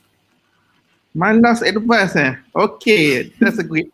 Okay, entrepreneurship is a journey. So one thing that I learned from one of my mentors is you need to enjoy your journeys. So you find out something that you can enjoy, and you make sure that you enjoy the process of having this failure of these projects. The result is not what you anticipate. Having a new clients on board of your products and something and whatnot. So the point is you need to enjoy the process, because there's one person that I always follow in the YouTube called his name is Gary V. Knox. He told there's audience that asked him, "You are billionaire now. Why you should continue your journey as a business? You just stop and enjoy your life." And one thing that the answer by Gary that really sparked and really struck on my heart is because I enjoy the process. If I stop, means that I will stop my happiness on that. So this really struck to my heart, and for me, yeah, you need to enjoy the process. Otherwise, you are consider back your decisions to be an entrepreneurship. Thank you. All right, thank you very much. Wise words indeed. We definitely need to enjoy our journey, right? Because or else, what's the purpose of doing it in the first place? So let's go to Professor Janet. How about you? What would be your advice? Right, I would say that please do your homework. I would also like to say that go ahead and do it. But before you do that, please think it as thoroughly as you possibly can. Do your homework, do your research, and find out if this is really the path that you want to go. And another thing that I think that I would like to share with everyone here is that if you're thinking of incorporating your own company, do make sure that you have your own reserve of funding, because sometimes it's quite necessary, if not compulsory, for you to finance your incorporation at the initial stage, and therefore you should have that initially. And it is also very important that you display a certain values such as diligence, and very cliche, but you must have passion towards what you are doing. Never give up, always have faith. You will encounter different kinds of failures and repeated failures over and over and over again. When you think that you are getting it, but then again, it takes a turn, and therefore it's gone. And therefore, have faith that you will eventually get it. And of course, like what's mentioned by so many panelists here today, be prepared to face failures. And this is something that is, I think, will be encountered by a lot of entrepreneurs and also technopreneurs. And last but not least, I think you have to be inquisitive about commercialization, knowing the ins and also the outs, and always have always have interest in what's going on around the world. It changes so quickly. One minute you're doing it, another minute when you think that you're on the right track, is no longer what interests people. So these are some of the advice, and I hope that it's useful to those who are interested to start on this journey. Thank you. Thank you very much, Professor Janet. Definitely great advice to follow on. Let's go to Mr. Hakim. How about you? What are your last words to the audience? Yeah, so technopreneur is like I said, like all the speakers say, it's a journey. We need to enjoy everything, right? So I would like to maybe talk about this with one story that always we tell to our networks and participants, especially for the tech planter. So this is a story from Japan actually. All right. So the first grand winner of the tech planter in Japan. So this person called Shimizu-san. So he was an engineer working at a big engineering companies in Japan. All right. And as you know, Japan is always faced called the attack by the typhoon. A lot of typhoon, yeah, approached the Japan. And as an engineer, he have this interest to find a solution how Japan will be able to benefit even though this typhoon is not a good thing. How we can make it benefit from here without complaint and so on. So during this weekend, what he's doing during the weekend is he stay at his room, try to create a prototype, a technology that can harness the energy from the typhoon. Right. So that's the first step. He tried to find a solutions to solve certain issue that is critical in his country. And then what he do, he tried to upload that prototype that he's made into the YouTube. But no one actually respond to that YouTube that he created, right? Because it was this size of the prototype. And then he actually applied to our Tech Planter program with that prototype. And he actually applying to our program without any members, only his own. But because of the patience that he actually showed during the presentation, he able to attract the judges to give him awards and also attract partners that want to work together with him. So from this size, he able to create a real prototype and now a function product already in Japan. All right. So this only one story where a person who tried to understand what I call his potential, try to find solutions that he can contribute to the society, and then take action. And then, without give up, he try to get as many common vision partners as possible. Of course, you cannot do it alone in this journey. You need to find members that can have a same vision with you to proceed. So what I would like to say here to all the participants, especially the young graduates, either you are working right now in the company, try to find a time where you can identify your own passion, your potential, how you can contribute to the society, and develop from there.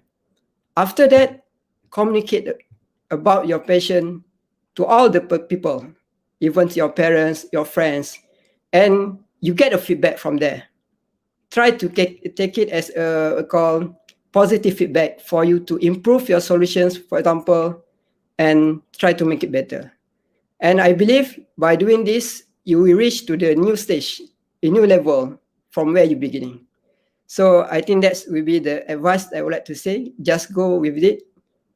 Try to get the as many common vision members, partners as possible for you to work together until you can actually realize your visions. Thank you very much. Awesome words by Mr. Hakim. Yes, I will have to agree with every single thing that you said.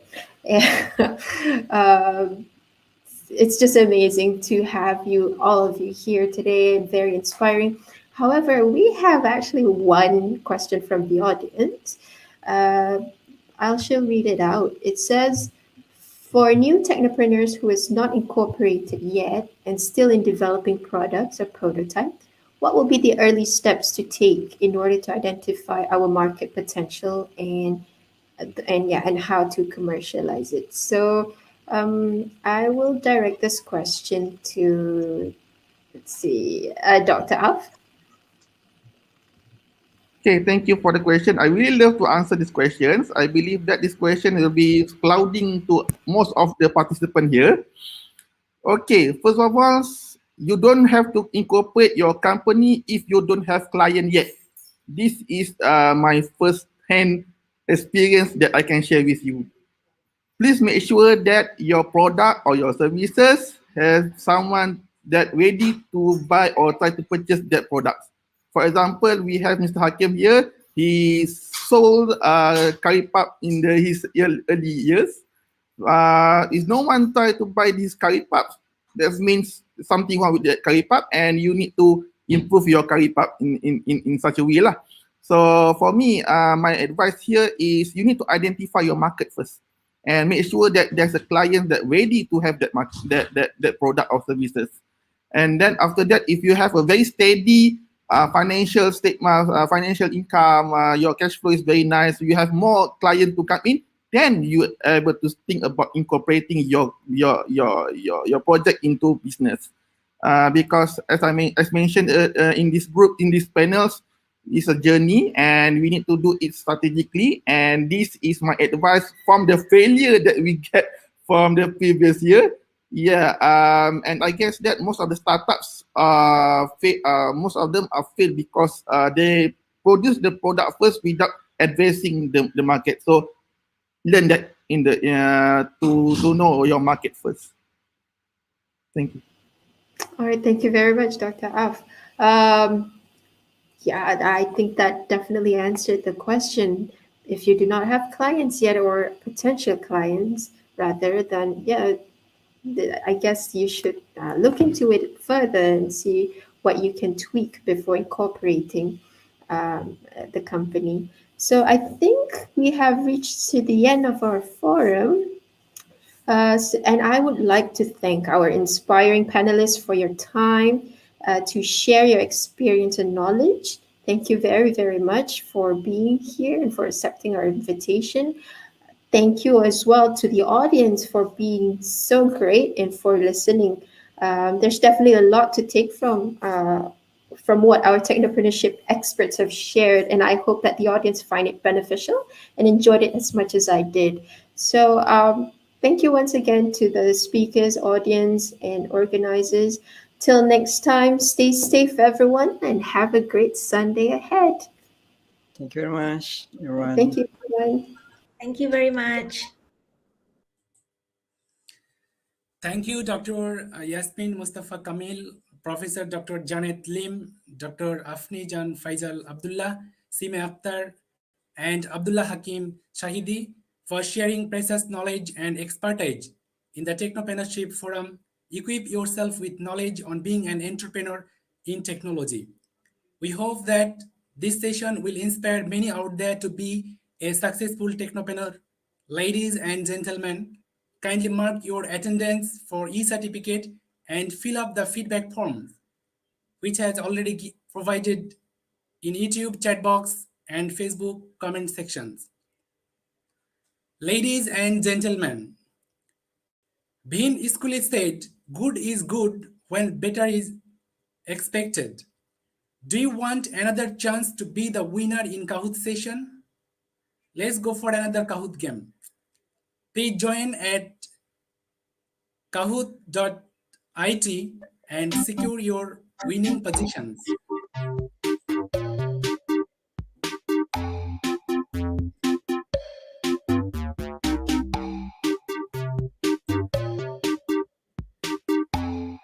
Please join at kahoot.it.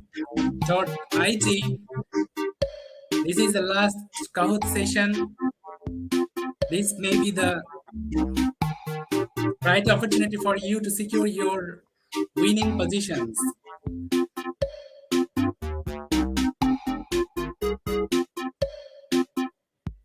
So many participants are joining the most exciting online game.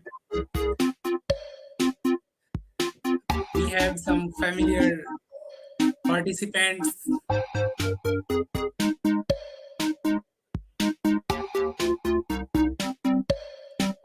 To join the Kahoot session, please go to kahoot.it and enter the game pin 536557.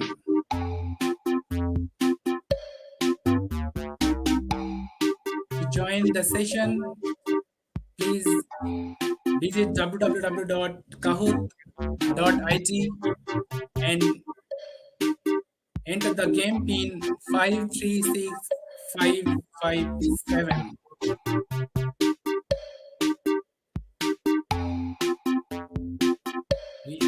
55 participants. We are still waiting for others. Please hurry up. Everyone's waiting to secure their winning place. Let's see who will be the today's last session's winning positions securer.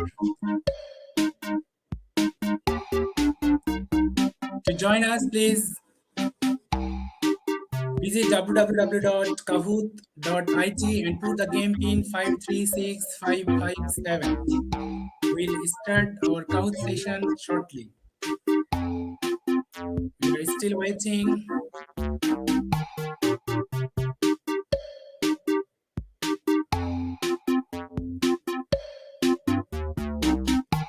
Please don't forget to write your full name. We'll cross-check your name with the registration form. So,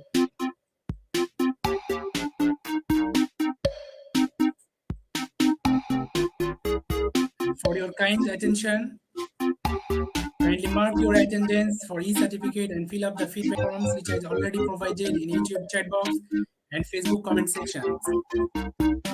We'll start our Kahoot game shortly. Join with us at www.kahoot.it and enter the game pin number 536557.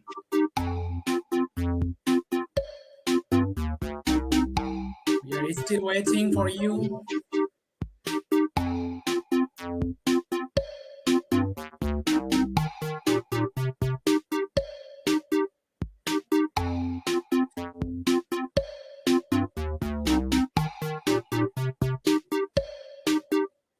Please write your full name, what you have registered. We'll cross-check with the registration form. We will start our Kahoot session shortly. Please join with us. The game pin number 536557.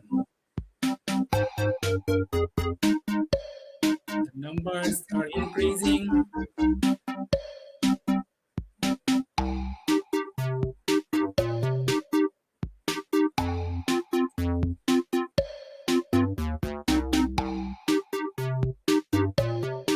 We'll start our Kahoot session shortly. Please join at kahoot.it and put the game pin number 536557. There will be a lot of fun.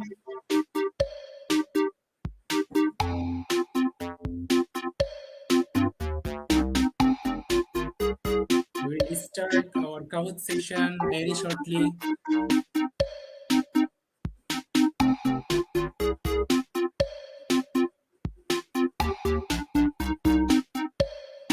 Please don't forget to put your full name so that we can easily cross-check. Your prize will be given if you registered prior. We will start shortly our Kahoot session.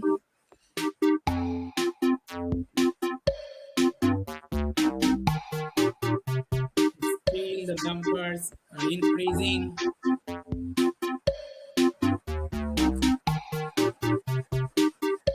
Okay, so we'll start our Kahoot session now. Please be ready, everyone. Now we are starting our Kahoot session. All right, here we go. The first question, how many members have joined IEEE worldwide? The first question, how many members have joined IEEE worldwide? Please answer as early as possible.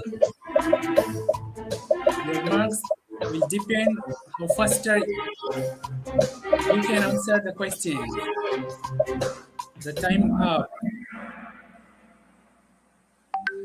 Okay, so we got 5 correct answer. The answer is 400,000. Let's see the scoreboard. MD Taufiqul, the first position securing 833, and then Adlisa Sama, then third. Okay, now the second questions. What is the maximum span of years after first degree graduation to be an IEEE YP member? The second question, what is the maximum span of years after first degree graduation to be an IEEE member?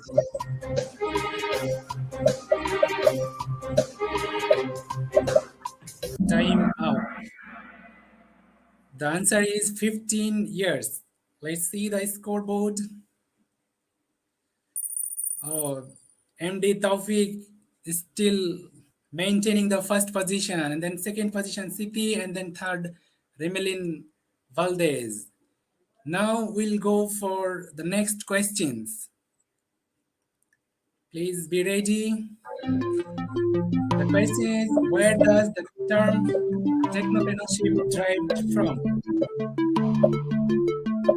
Where does the term technopreneurship derive from?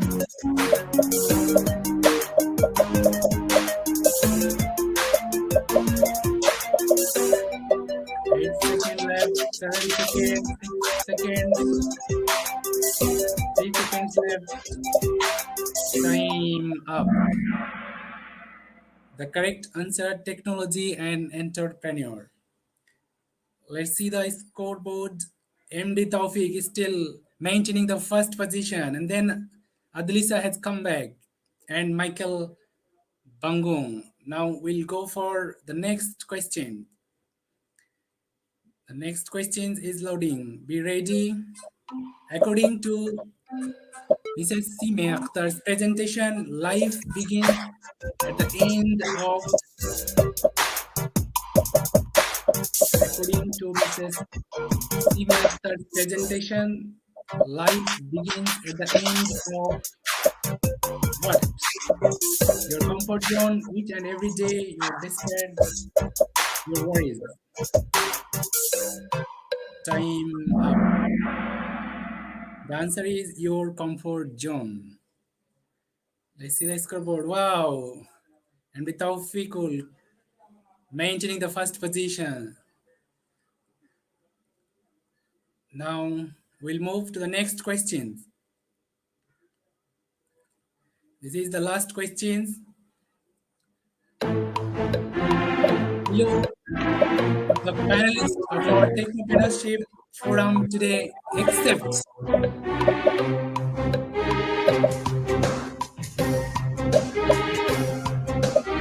the panelists of our Technopreneurship Forum today accept who didn't participate in this forum. Please place your correct answer. Time up. The correct answer, Dr. Yasmin Mustafa Kamil, who was the moderator. Now let's see the podium. The third position, Maisara Yuslan. Second position, Albin Paul. And first position, Dominic Yo. Congratulations to all the winners. For this session, and please email us your name and contact details at mardihymj@ieee.org.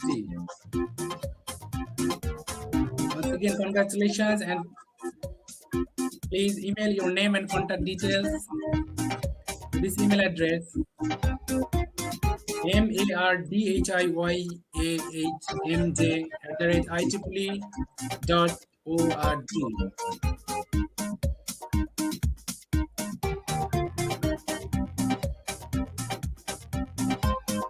Thank you for joining this session. Hope to see you again. Do you want more interesting and informative events? Do you want to be connected with us? Are you enjoying our sessions? If your answers are yes, then please subscribe our YouTube and Telegram channel, Facebook page, and Instagram account. Let's enjoy a video. We'll come back shortly.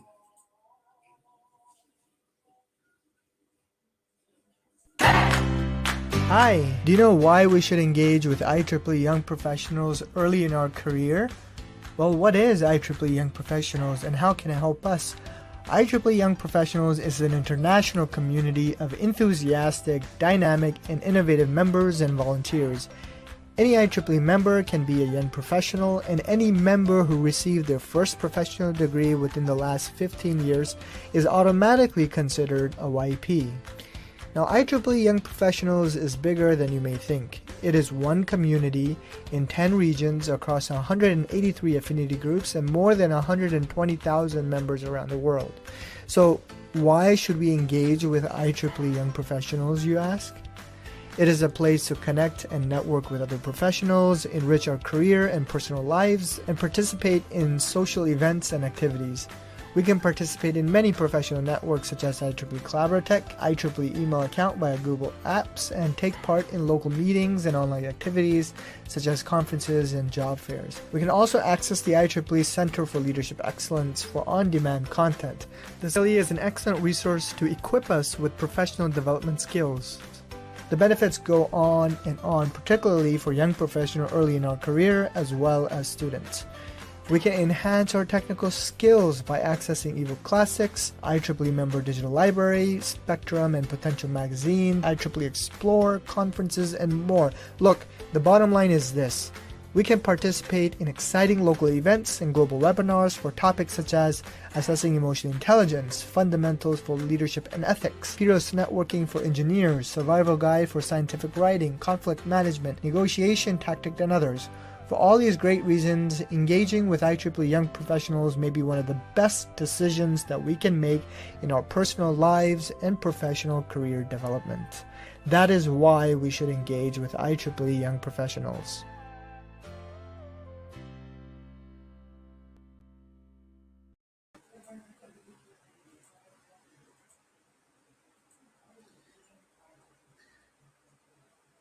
Time flies very fast. Every good thing has an ending, but we have to stop here. Gradually, we have come to the end of the first IEEE Young Professionals Future Leader Summit 2021. I want to say with Jack Welch, before you are a leader, success is all about growing yourself. When you become a leader, success is all about growing others. In the end, I would like to invite the Honorable Chair of IEEE Young Professionals Malaysia, Dr. Harun Rashid, to deliver his closing remarks. Dr. Harun Rashid is a research fellow currently attached with University Kebangsaan Malaysia. He completed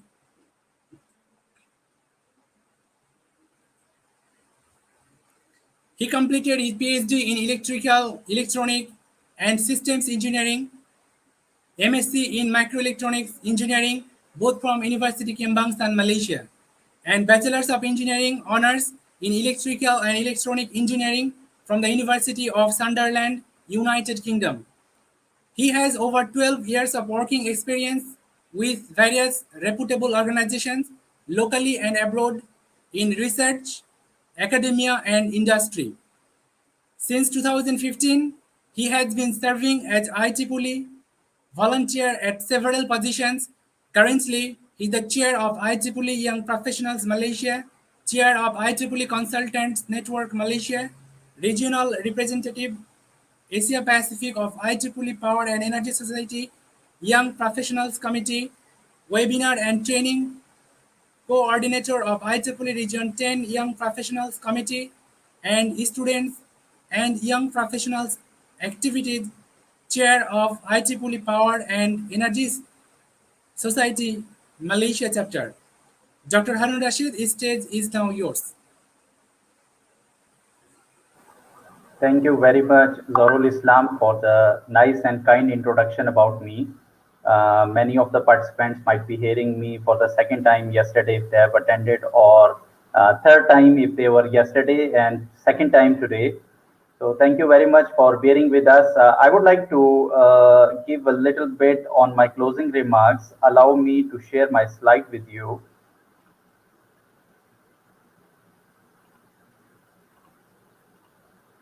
Okay, Zorul, can you confirm if you are able to see my slides?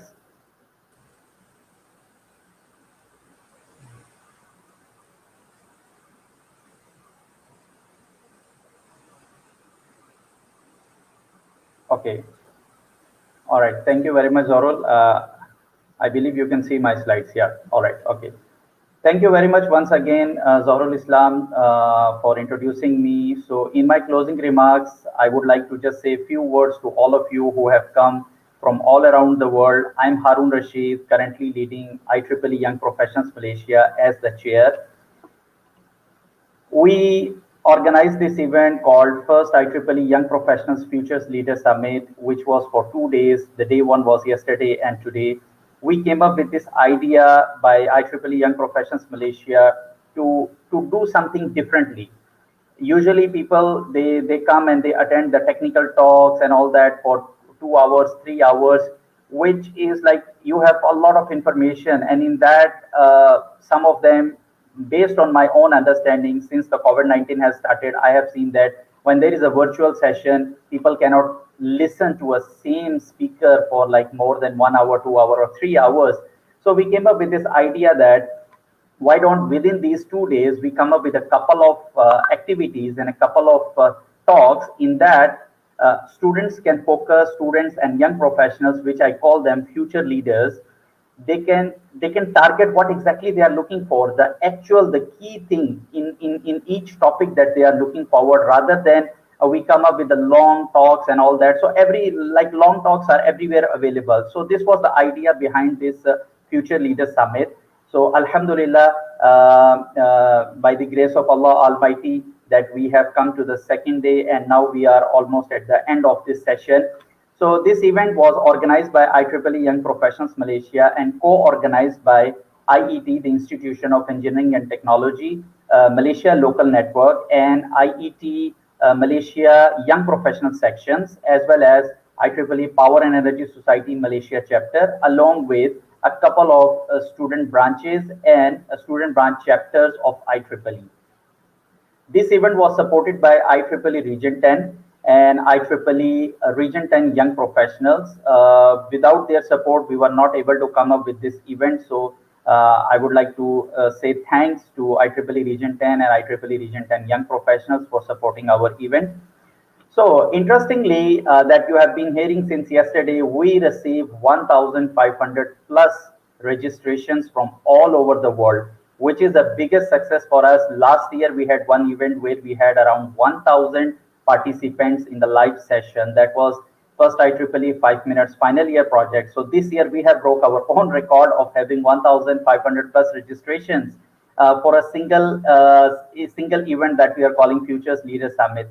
And I can see that I was looking at the statistics that how people were yesterday amazed to join our sessions, and it was broadcasted at our YouTube channel. Right now you are watching, and also at the same time we broadcast this from the Facebook pages of Young Professional Malaysia and Power Energy Society Malaysia Chapter Facebook.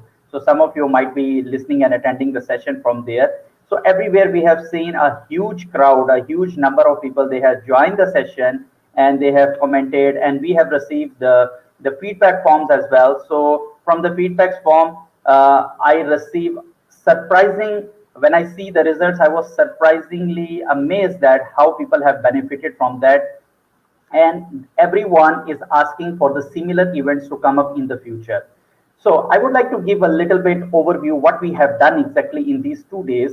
The day first we started with the recitation of Quran, and then there were welcome remarks by me. We invited IEEE Malaysia section chair, Associate Professor IR Dr. Mohammad Fauzi Abdullah. So he gave his opening speech, followed by Dr. Savitya Kumar, who is the chair of IEEE Region 10 Young Professionals.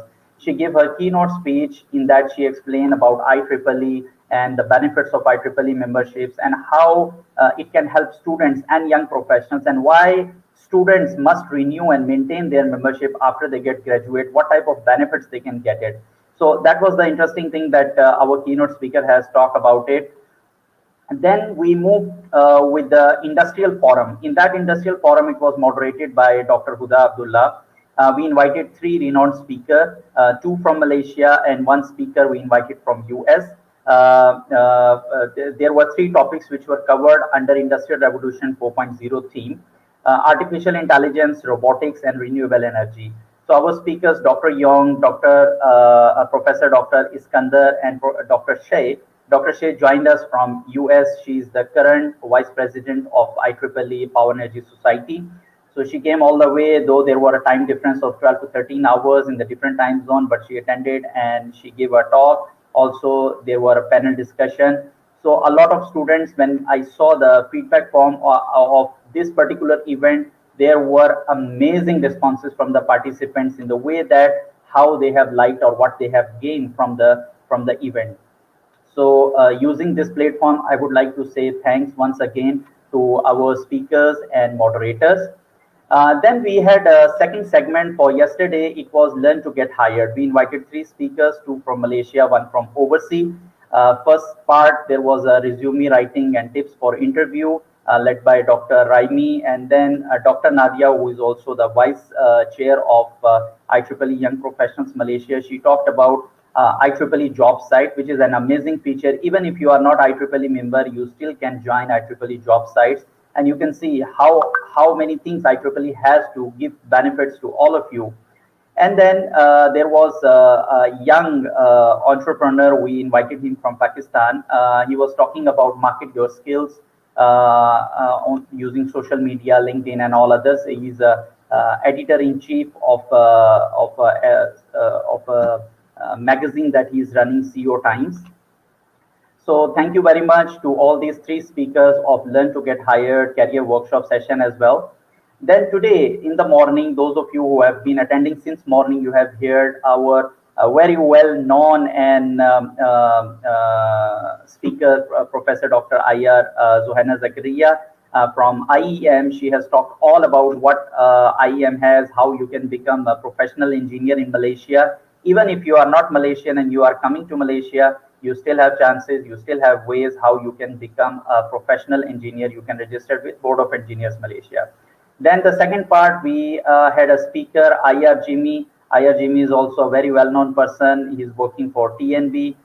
He came all the way representing IET and Engineering Council UK. He explained the routes, the background, how IET can help you to become a chartered engineer. Also, he mentioned one very important thing, which is international professional engineer. So especially for foreigners who are based in Malaysia, or those Malaysians who want to go to overseas, that is something very interesting, so which you can get benefited from that. So after you have heard this, then we had the second segment, the last segment, which has just ended few minutes ago. That was Technopreneurship Forum. In that, it was moderated by our young professional Malaysia Executive Committee member, Dr. Yasmin Mustafa Kamil. She herself is also an entrepreneur. So she was the moderator for this session, where we have invited again 4 speakers. One speaker came all the way from overseas, Simi Akar. Thank you very much for joining us all the way from Turkey. I know it was too early for you, somewhere around, I think, early morning, 4 or 5 in the morning, but you have came all the way. Thank you very much. And then we had speakers, Dr. Afnizan Pfizer, Professor Janet, Abdul Hakim. So thank you very much to all of you as well. And they have talked the things which nowadays I see that which is very much important, that not everybody, if everybody will start going and looking for jobs, then who will create the jobs for us? So here comes the thing, technopreneurship. that those engineers who are gaining their degrees, after they get the degree, what should they do? Rather than they go and start looking for their jobs, they should come up, they should create opportunities for others. So it was an amazing session. I am really impressed by all the speakers, and I am very, very sure that all the participants have gained a lot of knowledge and experience from their background, from their experiences as well. So thank you very much to our moderator and the speakers for Technopreneurship Forum. So with this, thank you. I would like to also mention that we had not only the learning session. So if you just have the learning session, you know, people get bored, like what I mentioned earlier. So we came up with this idea that let's have some Kahoot fun as well, where you can win some exciting prizes as well. So we run 4 Kahoot sessions. In the day 1, there were 2 sessions. These are the winners, the names you can see at your screen. Hamizan Hamza was the first in the first session, the first podium winner. And then second one was Ashwak. So congratulations to these 2 winners of day 1 Kahoot session. Then second day, which is today, Hamizan was again the winner, the first winner. And luckily, so congratulations to Hamizan, to you twice. And then Dominic, you, I believe all of you have participated and you have gotten the actual knowledge what we wanted to also try from these Kahoot sessions. Winning is something else, but one thing is that there are some messages behind that. So we didn't come up with some kind of like things out of the course that you are coming and playing on Kahoot sessions. We use the same things, we pick up the same things what you have attended in the sessions. The questions were made right away from the talks. So that was something very interesting. So congratulations once again to all the winners. Before I proceed further, I would like to introduce my team with you for this first IEEE Young Professionals Futures Leader Summit. It was led by me as a general chair and Dr. Nadia as the general co-chair.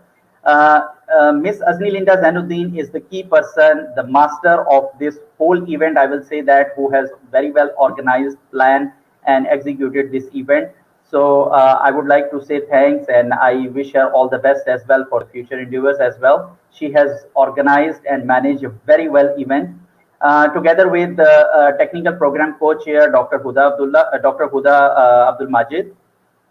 And in our team, we had the secretary, Dr. Usman bin Ayub, and our treasurer, Dr. Yasmin Mustafa. They are also executive committee of young professionals, as well as they were taking care of the secretary and treasurer role in organizing this summit. Okay, without these people that I'm going to mention now, this event was nowhere possible. So these are the key people you have heard yesterday. Afiq bin Abdul Bashir, he was the MC yesterday, amazing guy. The second one today you are listening, Muhammad Zarul Islam. He is a PhD student, plus he is the student ambassador of IEEE Young Professionals Malaysia. You guys have done an amazing job. Thank you very much. And then our young imam coming all the way from University Technology Maharaj Pasir Godang campus, Muhammad Faizuddin. Thank you very much for being with us since morning. You recited Quran and your dua. May Allah bless you in your own life as well, inshallah. Okay, without the operations team, you wouldn't have the Kahoot session. So I would like to say thanks to Mardia as well. She led the Kahoot session, and also she's the Young Professionals Malaysia Executive Committee. And all these designs that you are seeing, the posters, the designs, everything, they were all led by Hisham Niaz. He's a PhD student in Multimedia University. So thank you to Hisham as well. Without both of you, we were not able to run our operations. And here comes the publicity team. So not to forget them, it was led by Muhammad Zahrul Islam, together with Srinivasan and Nurul Huda. They have run this publicity campaign, and we brought the global audience to this summit who has gotten benefited. People came all the way from Nigeria. I was seeing people were commenting in the chat box coming from Nigeria, Philippines.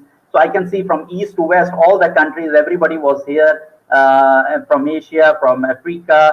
So thank you very much to all of you, and thanks to my publicity team of working very hard on this day and night. And these are the team which nobody has seen them up front, but they are the key person. If they were not here, you wouldn't be able to see us live at YouTube or at Facebook. This is our technical team. I would like to mention here, they are all young students. They are coming from University Technology Mara, Shah Alam campus and Pasir Gudang campus. Thank you, Johan. Thank you, Esther. Thank you, Fauzi. And thank you, Noor Shakina. These guys have really worked hard, so many sessions of trial run to bring the best for you. And then after that, bringing the live session to you. So thank you very much to this technical team as well. So like what I mentioned, that without the support of these people that I have mentioned just now, we were not able to achieve the goals, and you were not able to learn all these free of charge. Like, this is my idea. As I become the chair, I said, let's share the knowledge free of charge. So that was my main goal, my main idea. And with that, I am working, and I will inshallah continue working. So if you guys have any suggestions or you would like to reach to us, you can send us an email. This is our web. And here I would like to show you the Young Professionals Malaysia leadership team for 2021 and 2022. Maybe some of the faces are known to you.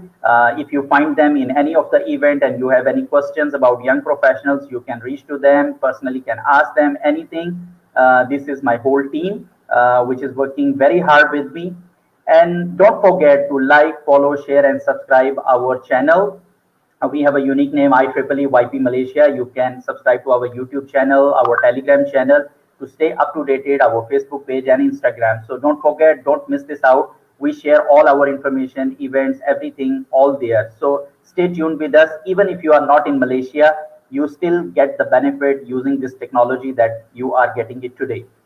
So here are my personal details. If any of you would like to reach me out, you can always reach me out by using any of the medium. With this, I would say thank you very much for being with us for 2 days. And I am very sure, I'm very hopeful that all of you have learned a lot of knowledge. You have gotten inside information, inside knowledge about IR 4.0, technopreneurship, and other related things. And it will help you in your studies and in your future career. So be with us, join our future events, and I'm looking forward to seeing you and welcoming you to our upcoming events. And do write us using the feedback form or our email channel that I have mentioned to you if you have any comments or any of the program that you are looking forward for us to organize for you, which can help you, which can benefit you. So we are always welcoming the suggestions, complaints as well. If you have any complaints, you encounter any of the issues, please always do write to us. We appreciate all your concerns. So with this, thank you very much. Stay safe, stay blessed, and I will hand over the session back to MC. Thank you very much. Assalamu alaikum wa rahmatullahi wa barakatuh. Thank you, Dr. Harun Rashid, for your kind words, endless support, and guidance. Without this, it would never be possible to accomplish this mega event. Let's have a big round of applause for Dr. Harun Rashid, Chair, IEEE Young Professionals, Malaysia. It is finally time to end the first IEEE Young Professionals Future Leaders Summit 2021. Thank you all for being here today, and we apologize for any technical problems and inconvenience from our end. For your kind attentions, please fill up the feedback form provided in the YouTube chat box and Facebook comment section. Total 4 number of e-certificate will be given for each session based on these feedback forms. We will send the e-certificate after 1 week to your email. And to all the Kahoot winners, please send us your full name and contact number to mardhihmj@ieee.org. In the end, please subscribe our YouTube and Telegram channel, Facebook page, and Instagram account. Stay tuned for the next event, and we wish you all a happy and successful life. Stay safe. With that, goodbye. Assalamu alaikum wa rahmatullah. Hi, do you know why we should engage with IEEE Young Professionals early in our career?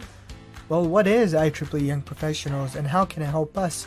IEEE Young Professionals is an international community of enthusiastic, dynamic, and innovative members and volunteers. Any IEEE member can be a young professional, and any member who received their first professional degree within the last 15 years is automatically considered a YP. Now, IEEE Young Professionals is bigger than you may think. It is one community in 10 regions across 183 affinity groups and more than 120,000 members around the world. So, why should we engage with IEEE Young Professionals, you ask? It is a place to connect and network with other professionals, enrich our career and personal lives, and participate in social events and activities. We can participate in many professional networks such as IEEE Collaboratech, IEEE email account via Google Apps, and take part in local meetings and online activities such as conferences and job fairs. We can also access the IEEE Center for Leadership Excellence for on-demand content. This really is an excellent resource to equip us with professional development skills. The benefits go on and on, particularly for young professionals early in our career as well as students. We can enhance our technical skills by accessing ebook classics, IEEE member digital library, Spectrum and Potential magazine, IEEE Explore, conferences, and more. Look, the bottom line is this. We can participate in exciting local events and global webinars for topics such as assessing emotional intelligence, fundamentals for leadership and ethics, heroes networking for engineers, survival guide for scientific writing, conflict management, negotiation tactic, and others. For all these great reasons, engaging with IEEE Young Professionals may be one of the best decisions that we can make in our personal lives and professional career development. That is why we should engage with IEEE Young Professionals.